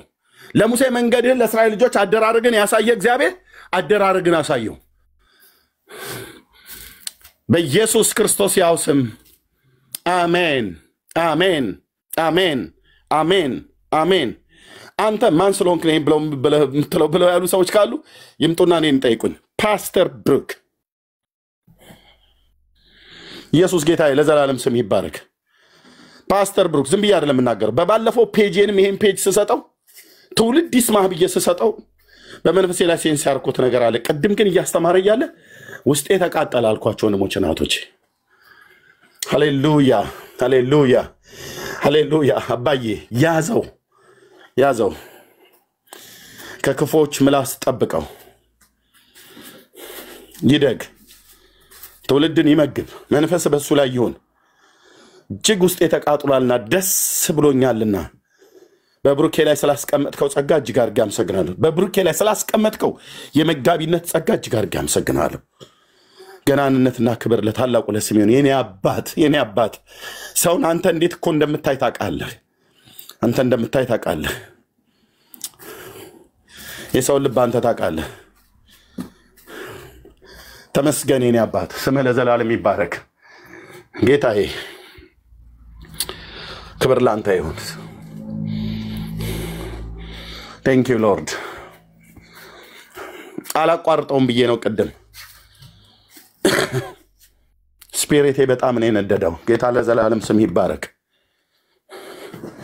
2 ጥቅስ እንኳን መጥቀስ የማይችሉ ሰዎችን ፓስተር እያለ የሚሞካሽበት ዘመን ላይ ነው ያለ ነው። ጌታ ስምህ ለዘላለም ይባረክ። ባርኩት። የምትስማሙ ሰዎች አጸደቁ አላጸደቁ፣ ቤተክርስቲያን ካጸደቀ ታጽድቅ፣ ካላጸደቀችስ በሕያው ጌታ ፊት እነግርሃለሁ ዘመኔን ሰጥቼ ያገለገልኩት እግዚአብሔር ምስክር ነው። አንተ የመጋቢነት ጸጋ ያለብህ ሰው ነህ። አንተ እውነተኛ የፓስተርነት ጸጋ ላይ ያለብህ ሰው ነህ። የእግዚአብሔርን መንጋ ፈልገው። በጣም የባዘኑ በጎች አሉት ከቤቱ የጠፉ። ፓስተሮች ካለመታገስ የተነሳ ቁጭ ብለው ችግራቸውን ያለ መስማት ትዕግስት ከማጣት የተነሳ የተቀበዘበዙ የእግዚአብሔር በጎች አሉ። ፈልግ እነሱን ብሩክዬ። እግዚአብሔር የእረኝነትን ጸጋ ሰጥቷል። የመጋቢነትን ጸጋ ሰጥቷል። የአባቶቼ አምላክ ዘመኔና ልጅነቴን ሰጥቼ ያገለገልኩት ጌታ ምስክር ነው። ይሄን ጸጋ ሰጥቷል። ከማንም ጋር ኮምፕሮማይዝ እንዳታደርግ። አገልግል፣ በቃሉ ታጠቅ፣ ትውልድን ጠይቅ፣ መግብ፣ ትውልድ ይስማህ። በኢየሱስ ክርስቶስም በእውነት ባረኩ። መንፈሴ ባንተ አርፏልና እንዳለው ማለት ነው ጳውሎስ። ለእግዚአብሔር ክብር ይሁን፣ ለእግዚአብሔር ክብር ይሁን፣ ለእግዚአብሔር ክብር ይሁን፣ ለእግዚአብሔር ክብር ይሁን። ወንድሞቼ እናቶቼ ለጌታ ክብር ይሁን። እንደዚህ ነው ሳሙኤሎችን የሚያሳድገው እግዚአብሔር።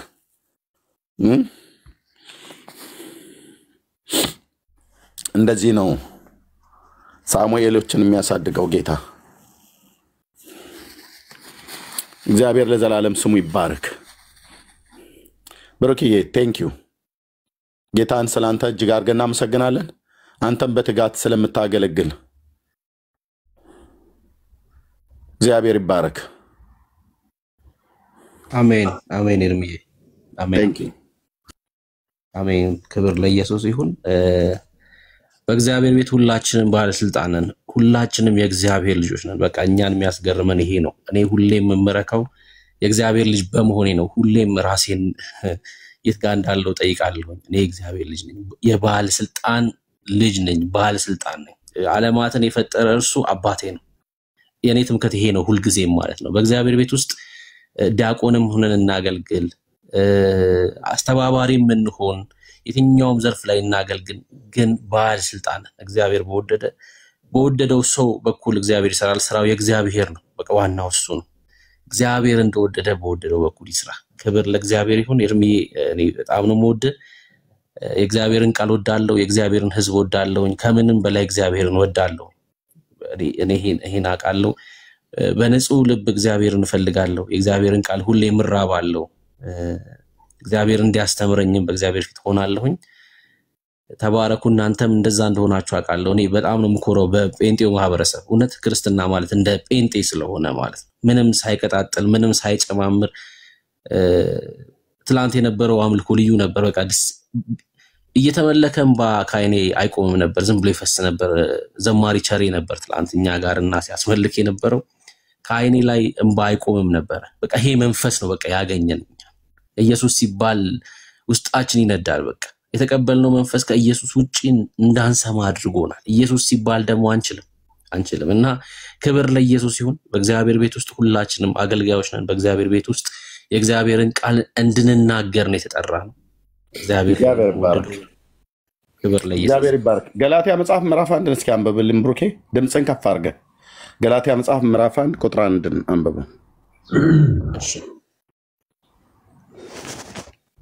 እሺ ቴንኪው መንፈስ ቅዱስ ለዘላለም ስም ይባረክ። ገላትያ 1 ቁጥር 1 በኢየሱስ ክርስቶስ ከሙታንም ባስነሳው በእግዚአብሔር አብ ሐዋርያ የሆነ እንጂ ከሰዎች ወይም በሰው ያልሆነ ጳውሎስ ከኔም ጋር ያሉት ወንድሞች ሁሉ ወደ ገላትያ አብያተ ክርስቲያናት ደገመው። እግዚአብሔር ከአባታችን ከጌታም ከኢየሱስ ክርስቶስ ጸጋና ሰላም ከእናንተ ጋር ይሁን።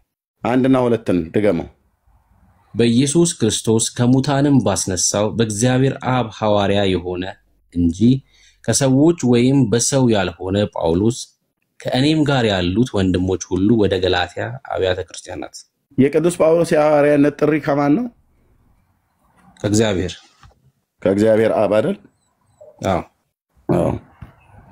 ኦኬ።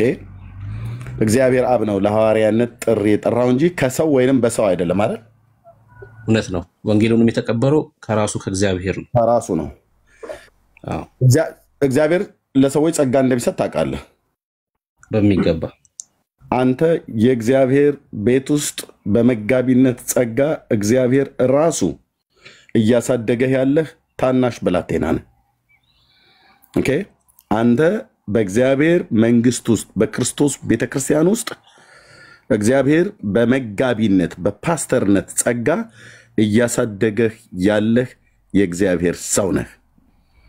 አሜን ትላለህ ብሩክዬ? አሜን አዎ አሜን አዎ አዎ። አሜን። ስለዚህ አንተ መጋቢ ነህ፣ መጋቢ ነህ። እግዚአብሔር ክብሩን እላህ ላይ ያኑሯል። እኔ እንደ እግዚአብሔር ሰው ይህን እነግርሃለሁ። ቤተክርስቲያን ጊዜ ጠብቃ ወይ በውጭ ሀገር ወይ በሀገር ውስጥ ኦርዴንድ ልታረግህ ትችላለች። ባታረግህም ግን ይህ የመጋቢነት ጸጋ መቼም ቢሆን የማይሻር ይሄ ምስክር እንዲሆን በሌሎች ሰዎች አገልጋዮች ማለት ነው፣ በሌሎች አገልጋዮች በምትሄድበት ጉባኤያት ውስጥ ሁሉ ጠርቶ በሌላ አገልጋይ በኩል ይነግርሃል። እግዚአብሔር እውነተኛ እንደሆነ ያረጋግጥልሃል። ይሄ እውነቱን ነው የምነግርህ። እውነተኛ መሆኑን በሌሎች ሰዎች ኮንፈርም ያርግልኝ ብለህ ካልክ በጉባኤ መካከል አስነስቶ ኮንፈርም ያደርግልሃል። የአብ ልጅ ኢየሱስ ምስክሬ ነው። አንተ በእግዚአብሔር ቤተክርስቲያን ውስጥ መጋቢ ነህ፣ ፓስተር ነህ። ይህንን እግዚአብሔር ስጦታውን ኦልሬዲ ሰጥቶሃል። ይሄ ስጦታ እንዲያድግ የእግዚአብሔርን ቃል ዲፕ ቆፍር፣ አንብብ፣ ጸልይ፣ ጾም፣ ጸሎት አድርግ። በጣም ጨዋ፣ በጣም አመለሸጋ የተመሰከረልህ ሰው ነህ። ራስን በቅድስናና በጽድቅ ጠብቅ። እግዚአብሔር የጋብቻ ጊዜያችሁንም ደግሞ እንዲያፈጠን እንጸልያለን። ከምወዳት እጅግ ከተባረከች ሴት ጋር ከውብዬ ጋር የጋብቻ ጊዜያችሁንም ትፈጽማላችሁ። ጌታ ያገናኛችኋል። በምትሄድበት ምድር ሁሉ ላይ እግዚአብሔር በዚህ ግሬስ እግዚአብሔር ባርኮሃል። ጸልይልሃለሁ ወንድሜ። አንተ በእግዚአብሔር በክርስቶስ ቤተክርስቲያን ውስጥ ፓስተር ነህ፣ መጋቢ ነህ። ጄኒውን የሆንክ ፓስተር፣ ጄኒውን ቆንጅዬ በእግዚአብሔር ጸጋ የሞላ ያሳደገህ በእግዚአብሔር ቤት ውስጥ መጋቢ ነህ። ጸጋና ሰላም ይብዛልህ። ተባረኩ። አሜን አሜን። እርምዬ ተባረክ። አሜን። ወገኖች መቀጠል ትችላላችሁ፣ ሌሎች ካላችሁ። ቴንክ ዩ።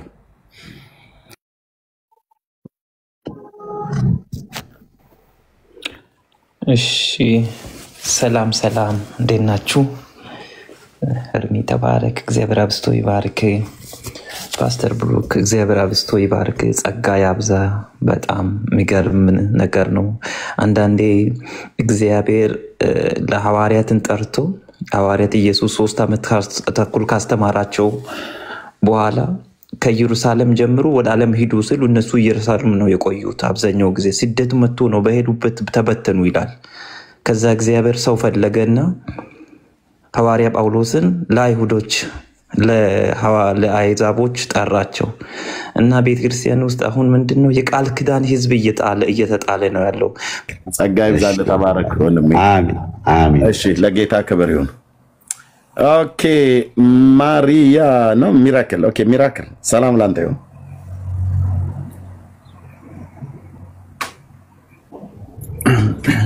ሰላም ይሁን። ሰላምና እሺ፣ እንዴት ነው ወንድሜ? ሚራክል እንዴት ነው? ከየት ቤተ እምነት ነው ወንድማችን? እኔ አሁን በጌታ ነኝ። ዱባይ ነው የምኖረው። ተኝቼ ነበርና እያዳመጥኩ ነበር። ደስ መመስከር ፈልጌ ነው። እሺ፣ ሚዲያ እንኳን የመጀመሪያ። እሺ፣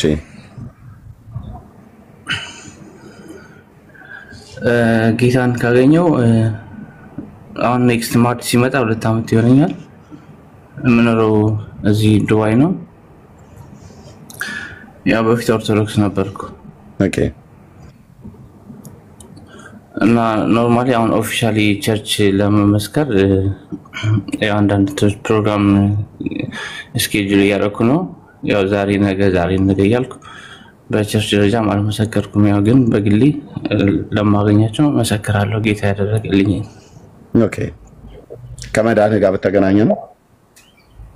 ከመዳን ጋር በተገናኘ ነው። ኦኬ። እና ስፔሻሊ በዚህ ወር በቃ በጣም አለቅሳለሁ። ማለት እግዚአብሔር ያደረገልኝ 2 ድነትን የሰጠኝ በስጋም በነፍስም ማለት ነው። በስጋ ከምን ዳን? እና ምንድነው የሆንኩት? ያው እኔና ባለቤቴ በድሮ ህፃን እያለች በጌታ ነበረች። ግን ስንተዋወቅ ከሷ ጋር ያው ኦርቶዶክስ ነበረች። ኦልሞስት 5 ዓመት ያልፈናል። አንድ ልጅ ነበረችን እና እዚህ የራሴ አካውንቲንግ ፊርማ አለኝና አካውንቲንግ ላይ ነበር የምሰራው። የተለያዩ ካምፓኒዎች ላይ ሳደንሊ በቃ ስራዎች ይበላሹ ነበር በፋይናንስ ምናምን ብዙ ፕሮብሌሞች ነበርና የባለቤቴ እናት ደግሞ በጌታ ነበረች ያው ይሄን ቃሉን የምጠቀመው አሁን ጌታን ስላገኘው ነው እንጂ በፊት ማለት ፕሮቴስታንት እግዚአብሔርን የሚያመልኩ አይመስለኝም ነበር ማለት እነዚህ መናፍቃን ተብሎ ስለሆነ የተዘራብን እና ምንም ጓደኛ ምንም አልነበረኝም እና አጋጣሚ የባለቤቴ እናት እዚህ መታ ነበር ቫኬሽን እኛ ጋር እና የሆነ ቀን አንዳንድ ኦንላይን የምሰራቸው ነገሮች አሉ እና ሳደንሊ የሆነ ነገር ተበላሽብኝና ተበሳይቼ እንውጣ አልኳቸውና ያው ከዛ በፊት የነበረ ላይፍ ምንድነው በደንብ ሰራለሁ ገንዘብ አገኛለሁ በቃ ለኔ ግን ህይወት ማለት በቃ መዝናናት ነው ሺሻ በጣም አጨሳለሁ በቃ የግል ቢዝነስ ነው የምሰራው በቃ ክለብ ነው ማሳልፈው በቃ ለኔ ህይወት መስራት መዝናናት ነው ከዛ ውጪ በስንት ቀን አንድ ቀን ቸርች ቤተክርስቲያን ሄዳለሁ የማርያም ወይ በቃ ያው የሚታወቅ ነው እና ከዛ በኋላ የባለቤቴ እናት አይ እንደዚህ አንተ እኮ እምነት ስለማታምን ነው እንጂ ኢትዮጵያ እንደዚህ ሲጸለይ ምናምን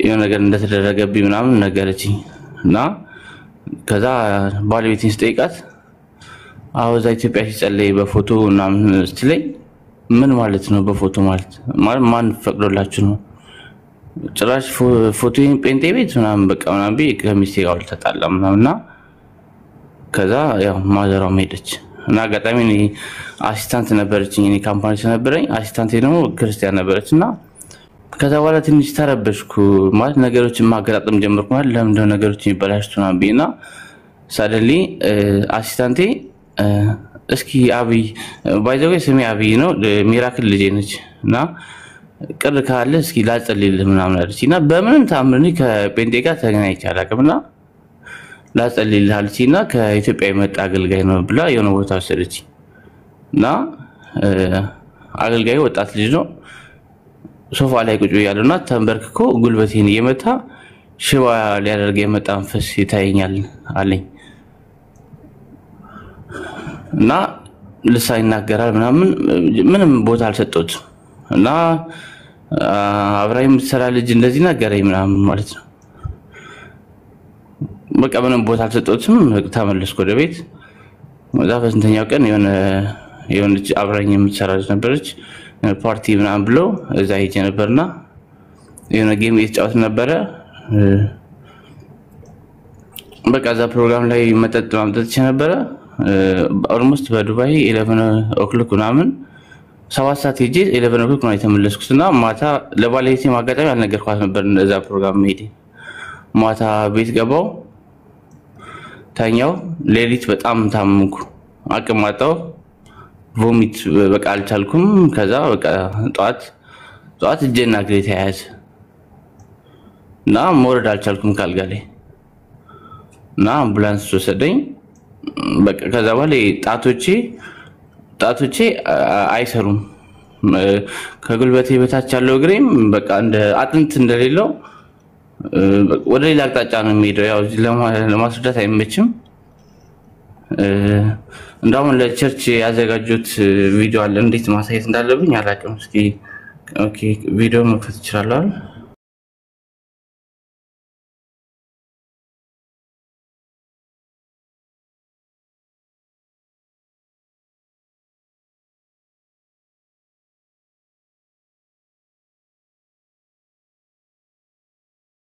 ሆስፒታል ተኝቼ መቆም ሳይሆን ወደ ጎን መተኛት ይናፍቀኝ ነበር እና ወንድሜ ከኢትዮጵያ መጥቶ ያው ባለቤቴ ምንም ማድረግ አልችልም ማለት እጄ ውሃ መጣትም አልችልም ውሃ መክፈትም ጣቶቼ ምንም ማድረግ አይችሉም ቶታሊ ምንም ነገር ማለት ነው እግሬም እንደዛው እና ባንሶላ ነበር ወደ ጎን መተኛት የምችለው ፋይናሊ ያያችሁት ሆስፒታል ላይ ደሜ የፕላዝማ ኤክስቼንጅ ተደረገልኝ ማለት ደሜ ታጥቦ በአንደኛው ደም ይወጣል ታጥቦ ተመልሶ ይገባል ፕላዝማ ኤክስቼንጅ ተደረገልኝ ከዛ በኋላ አንድ ኦኒልጂሰስ ጓደኛ ነበረኝ ብዙም አንቀራረም በሆነ ስራ ግን ያው ሊጠይቀኝ መጥቶ ሆስፒታል ከሁለት ጓደኞቹ ጋር መጡና ያው ስሙን ያነሳሁት ጀስት ቫልዩ ስለነበረው ነው ለጌታን ለማግኘት ምክንያት ማለት ነውና ሆስፒታል መጡ ከሁለት ጓደኞቹ ጋርና አንደኛው አላቀውምና የሚያደነ እግዚአብሔር ነው ዝም ብለህ እግዚአብሔርን አመስግናለኝ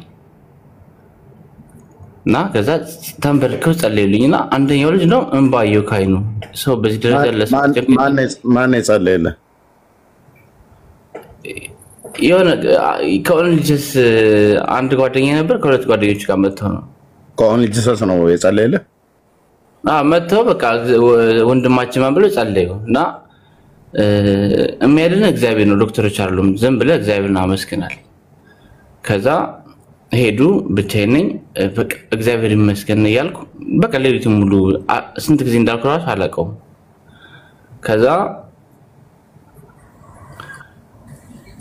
ከሆስፒታል ወጥቼ 15 ቀን ከተደረገልኝ በኋላ ጣቶቼ ትንሽ መንቀሳቀስ ጀመሩ ከዛ ወደ ሃይድሮቴራፒ ገባው ከዛ በኋላ ቤት ያው ፓራላይዝ ነኝ እግሬ መንቀሳቀስ አይችልም መጽሐፍ ቅዱስ ማንበብ ጀመርኩ እና መጽሐፍ ቅዱስ አነብ አንዳንድ ጥያቄዎች መጠየቅ ጀመርኩ በተለይ በስዕል ዙሪያ እና የመጀመሪያ እናቴ ጋር ደውዬ አንኛ በሙሉ ፋሚሊያችን ኦርቶዶክስ ወደ ኋላ ያለው ጄነሬሽን ማለት ነው እና የመጀመሪያ ጥያቄት ያው የእናቴ ንስሐ አባት ነበር እና ያው ከታቸው ጋር ቀራሮ ስለነበረ እና የሚመልስ ልጅ አጣ ከዛ በኋላ አንድ ፕሮቴስታንት ልጅ አወቅ የሆነች ግሩፕ ነገር ከታርኩ ዋትስአፕ ላይ አንድ አራት ሰዎች ያን ጥያቄ መጠየቅ ጀመርኩ የእውነት ነው ምላችሁ ማለት ያው ከማርያም ጋር የነበረኝ ጸሎት ምጸልየውም ወደ ማርያም ነው ከኦርቶዶክስ የመጣ ያውቃልና ቤት ውስጥ ስዕል አለ የሁሉም የሚካኤል የእግዚአብሔር ስዕል ያው ብለን ምንለው ማለት ነው የማርያም ስዕል ነበርና ባለቤቴ ቫኬሽን ኢትዮጵያ ሄዳ ምናምን እንደዚህ ውጭ አምሽቼ ምናምን ስገባ በጣም የሚገርመው ስዕሉ ላይ ተጎንብሼ ይቅርበኝ መቤቴ ምናምን ብዬ ስዕሉ ፈርቼው ማለት ነው እንደዛ ብዬ ገባ ነበርና ከዛ በኋላ ያ ኦንሊጂሰስ ያልኩ ልጅ የነሱን ቢሾፕ ይዞ ሊመጣ ጥያቄ በቃ በደም እንዲያስተምሩኝ ማለት ነው እና በቃ የእውነት ቤት እየመጡ ለ3 ሰዓት ለ4 ሰዓት ምናምን ያስተምሩኝ ነበር እና የሆነ ቀን ሊተራሊ በቃ ማለት አይኔ በቃ እንደዚህ እንደ ተከፈተ ነው ፊል ያደረኩትና ራሴን ይስሉን የከተትኩት ማንቋሻ ውስጥ እና ምን ነክቶኝ ነው አልኩ ከዛ በኋላ ባለቤቴ በቃ እኔ ኦርቶዶክስ አይደለም ከዚህ በኋላ ጀስት ግን ነግርሻለሁ ምን እንደማድረግ ምናምን ብዬ ከዛ በኋላ ወደ ሊድ እና ኦንሊጂሰስ የሆነ ፕሮግራም የሚካፈሉበት አለ እዛ ሄድኩና አንድ ሁለት ፕሮግራም ተካፈልኩ የሚገርም ክራንቺን አልጣልኩም እንደዛ ሲሄድ ማለት ነው በደንብ አልዳንኩም ድራይቭ ማድረግም አልችልም እና አልተፈቀደልኝም በትራንስፖርት ነው የምሄደው ከዛ አዛምጂ ኮምፎርት አልሰጠኝም ኦኬ እሺ ኮምፎርት አልሰጠኝም ኦኬ ከዛ በኋላ ያው እየጨረስኩ ነው ኮምፎርት አልሰጠኝም ከዛ በኋላ ሌላ የፕሮቴስታንት ቸርች ሄድኩ ፋይናሊ አንድ ቸርች ላይ ሄድኩና በጣም አለቀስኩ ፕሮግራም ላይ ያው መዝሙር በድሮ ማዳምጥ ነበር አለቀስኩ እና ራሴን ጠየቅኩት ማለት እዚህ ቤት ያለው ችግር ምንድነው አልኩ የዛን ቀን ፕሮግራም ላይና የሚመለከው እግዚአብሔር ነው የት ኦንጂሰስ አይ ነው ኦንጂሰስ ሁለት ፕሮግራም ተካፈልኩ በኋላ በቃ አንድ ጓደኛዬ ምንድነው የሚጮት ነው አልኩት ይሄ ልክ ኦርቶዶክስ ገዳም ምናምን ይል ነበርና እዛ ልክ ሰይጣን ያለባቸው እንደሚጮት እንደዚህ አይነት ነገር ነውና ጓደኛዬን ምንድነው የሚጮት ምናምን አልኩትና ከዛ በኋላ አልሄድኩም እዛ ፕሮግራም። ከዛ ሌላ አንድ ፕሮቴስታንት ቸርች ሄድኩኝ እዚህ ዱባይ። ከዛ ሌላ ቦታ ሌላ ሊቪንግ ዋተር የሚባል ቸርች አለ። እዛ ሄጄ እዛ ግን የሆነ ኮምፎርት ተሰማኝ ማለት ውስጥ ያረፈ እና አምልኮ ላይ በጣም አለቀስኩ ምናምንና ራሴ ጠየቅኩት። እዛ ፕሮግራም ላይ ሆኜ ምንድነው እዚህ ቤት ያለው ችግር አልኩ። የሚመለከው እግዚአብሔር ነው ማለት በጣም ኮምፎርት ተሰማኝና ፋይናሊ ጌታን የምትቀበሉ ሲባል እዛ ጌታን ተቀበልኩ ማለት ነው። እና ይህን ምስክርነት ለመናገር ነው ማለት እግዚአብሔርን የወደድኩትም ያከበርኩትም አሁን ነው ማለት እኔ ጸሎት አድርጌ አላውቅም ወደ እግዚአብሔር። አሁን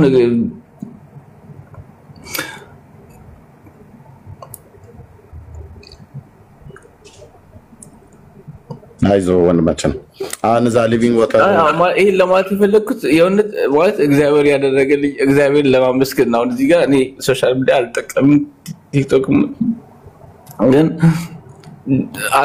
አሁን ማለት አልጋ ላይ ተኝቼ ነበር ሳዳምጥ የነበረውና ወደ ሳሎን መጥቼ ነው አሁን እናንተ ጋር እንትን ብሎና እግዚአብሔር ያደረገልኝ ለመናገር ነው። ጣቶች አይሰሩ ነበር ማለት ሽንት ቤት ያው ሰው ይሰረቻላ ሽንት ቤት አስቀምጠውኝ ፍሌሽ ማድረግ እንኳን አልችልም ነበር ማለት እና ትራ ያደርጋሉና በጀርባዬ ይፈሳል ምናምን ውሃው ማለት ነው። እና እግዚአብሔር ከምን ውስጥ እንዳወጣኝ እግዚአብሔር ለማመስገን ነው። እግዚአብሔር ባርክ። በቃ እግዚአብሔር እንድታመሰግኑልኝ ነው። እጃውን ተፈውሷል። በቃ ወደ ዳንካ እግዚአብሔር ወደ just 3-4 ወር ነው እንደዛ ይሆንኩት። አሁን እግዚአብሔር ይመስገን ጤነኛ ነኝ። አላህ ለዛ ሊቪንግ ዋተር ቸርች እስቲ በቃ እዛ አለው ተጣብቄ ከእግዚአብሔር ጋር አለው። እግዚአብሔር ይባረክ። ለእግዚአብሔር ክብር ይሁን። ጌታን እናመሰግናለን። እንኳንም ጌታ ረዳህ። እነኛ ኦን ጂሰስ የሚባሉ ሰዎች ደግሞ ቤተ እንዳይመጡ ዌልካምም እንዳትላቸው አይ ነው በቃ ዌልካም እንዳትላቸው እነሱ ጋር እንዳትሄድ አሳቸው ነው ሰዎች ናቸው። እና ጌታ እንኳንም ረዳህ። በዛ በቸርች ተማር መሰረታዊ ክርስትና ትምህርት የውሃ ጥምቀትም መጠመቅ ካለበት ተጠመቅ ብራዘር። ጌታ ተጠምቃለሁ። እግዚአብሔር ይባረክ። ማነው ፓስተራችሁ? አይ ቲንክ ፓስተር ዮናስ ነው ወይስ ፓስተር ዮናስ? በቃ ጥሩ ቸርች ነው። እኛ ወንጌላውያን አማኞች ከምንቀበለው ቸርች አንዱ እሱ ነው። ሌሎችም አሉ ግን እዛው ቀጥል። ተባረክ ወንድማችን፣ ጸጋ ይብዛል።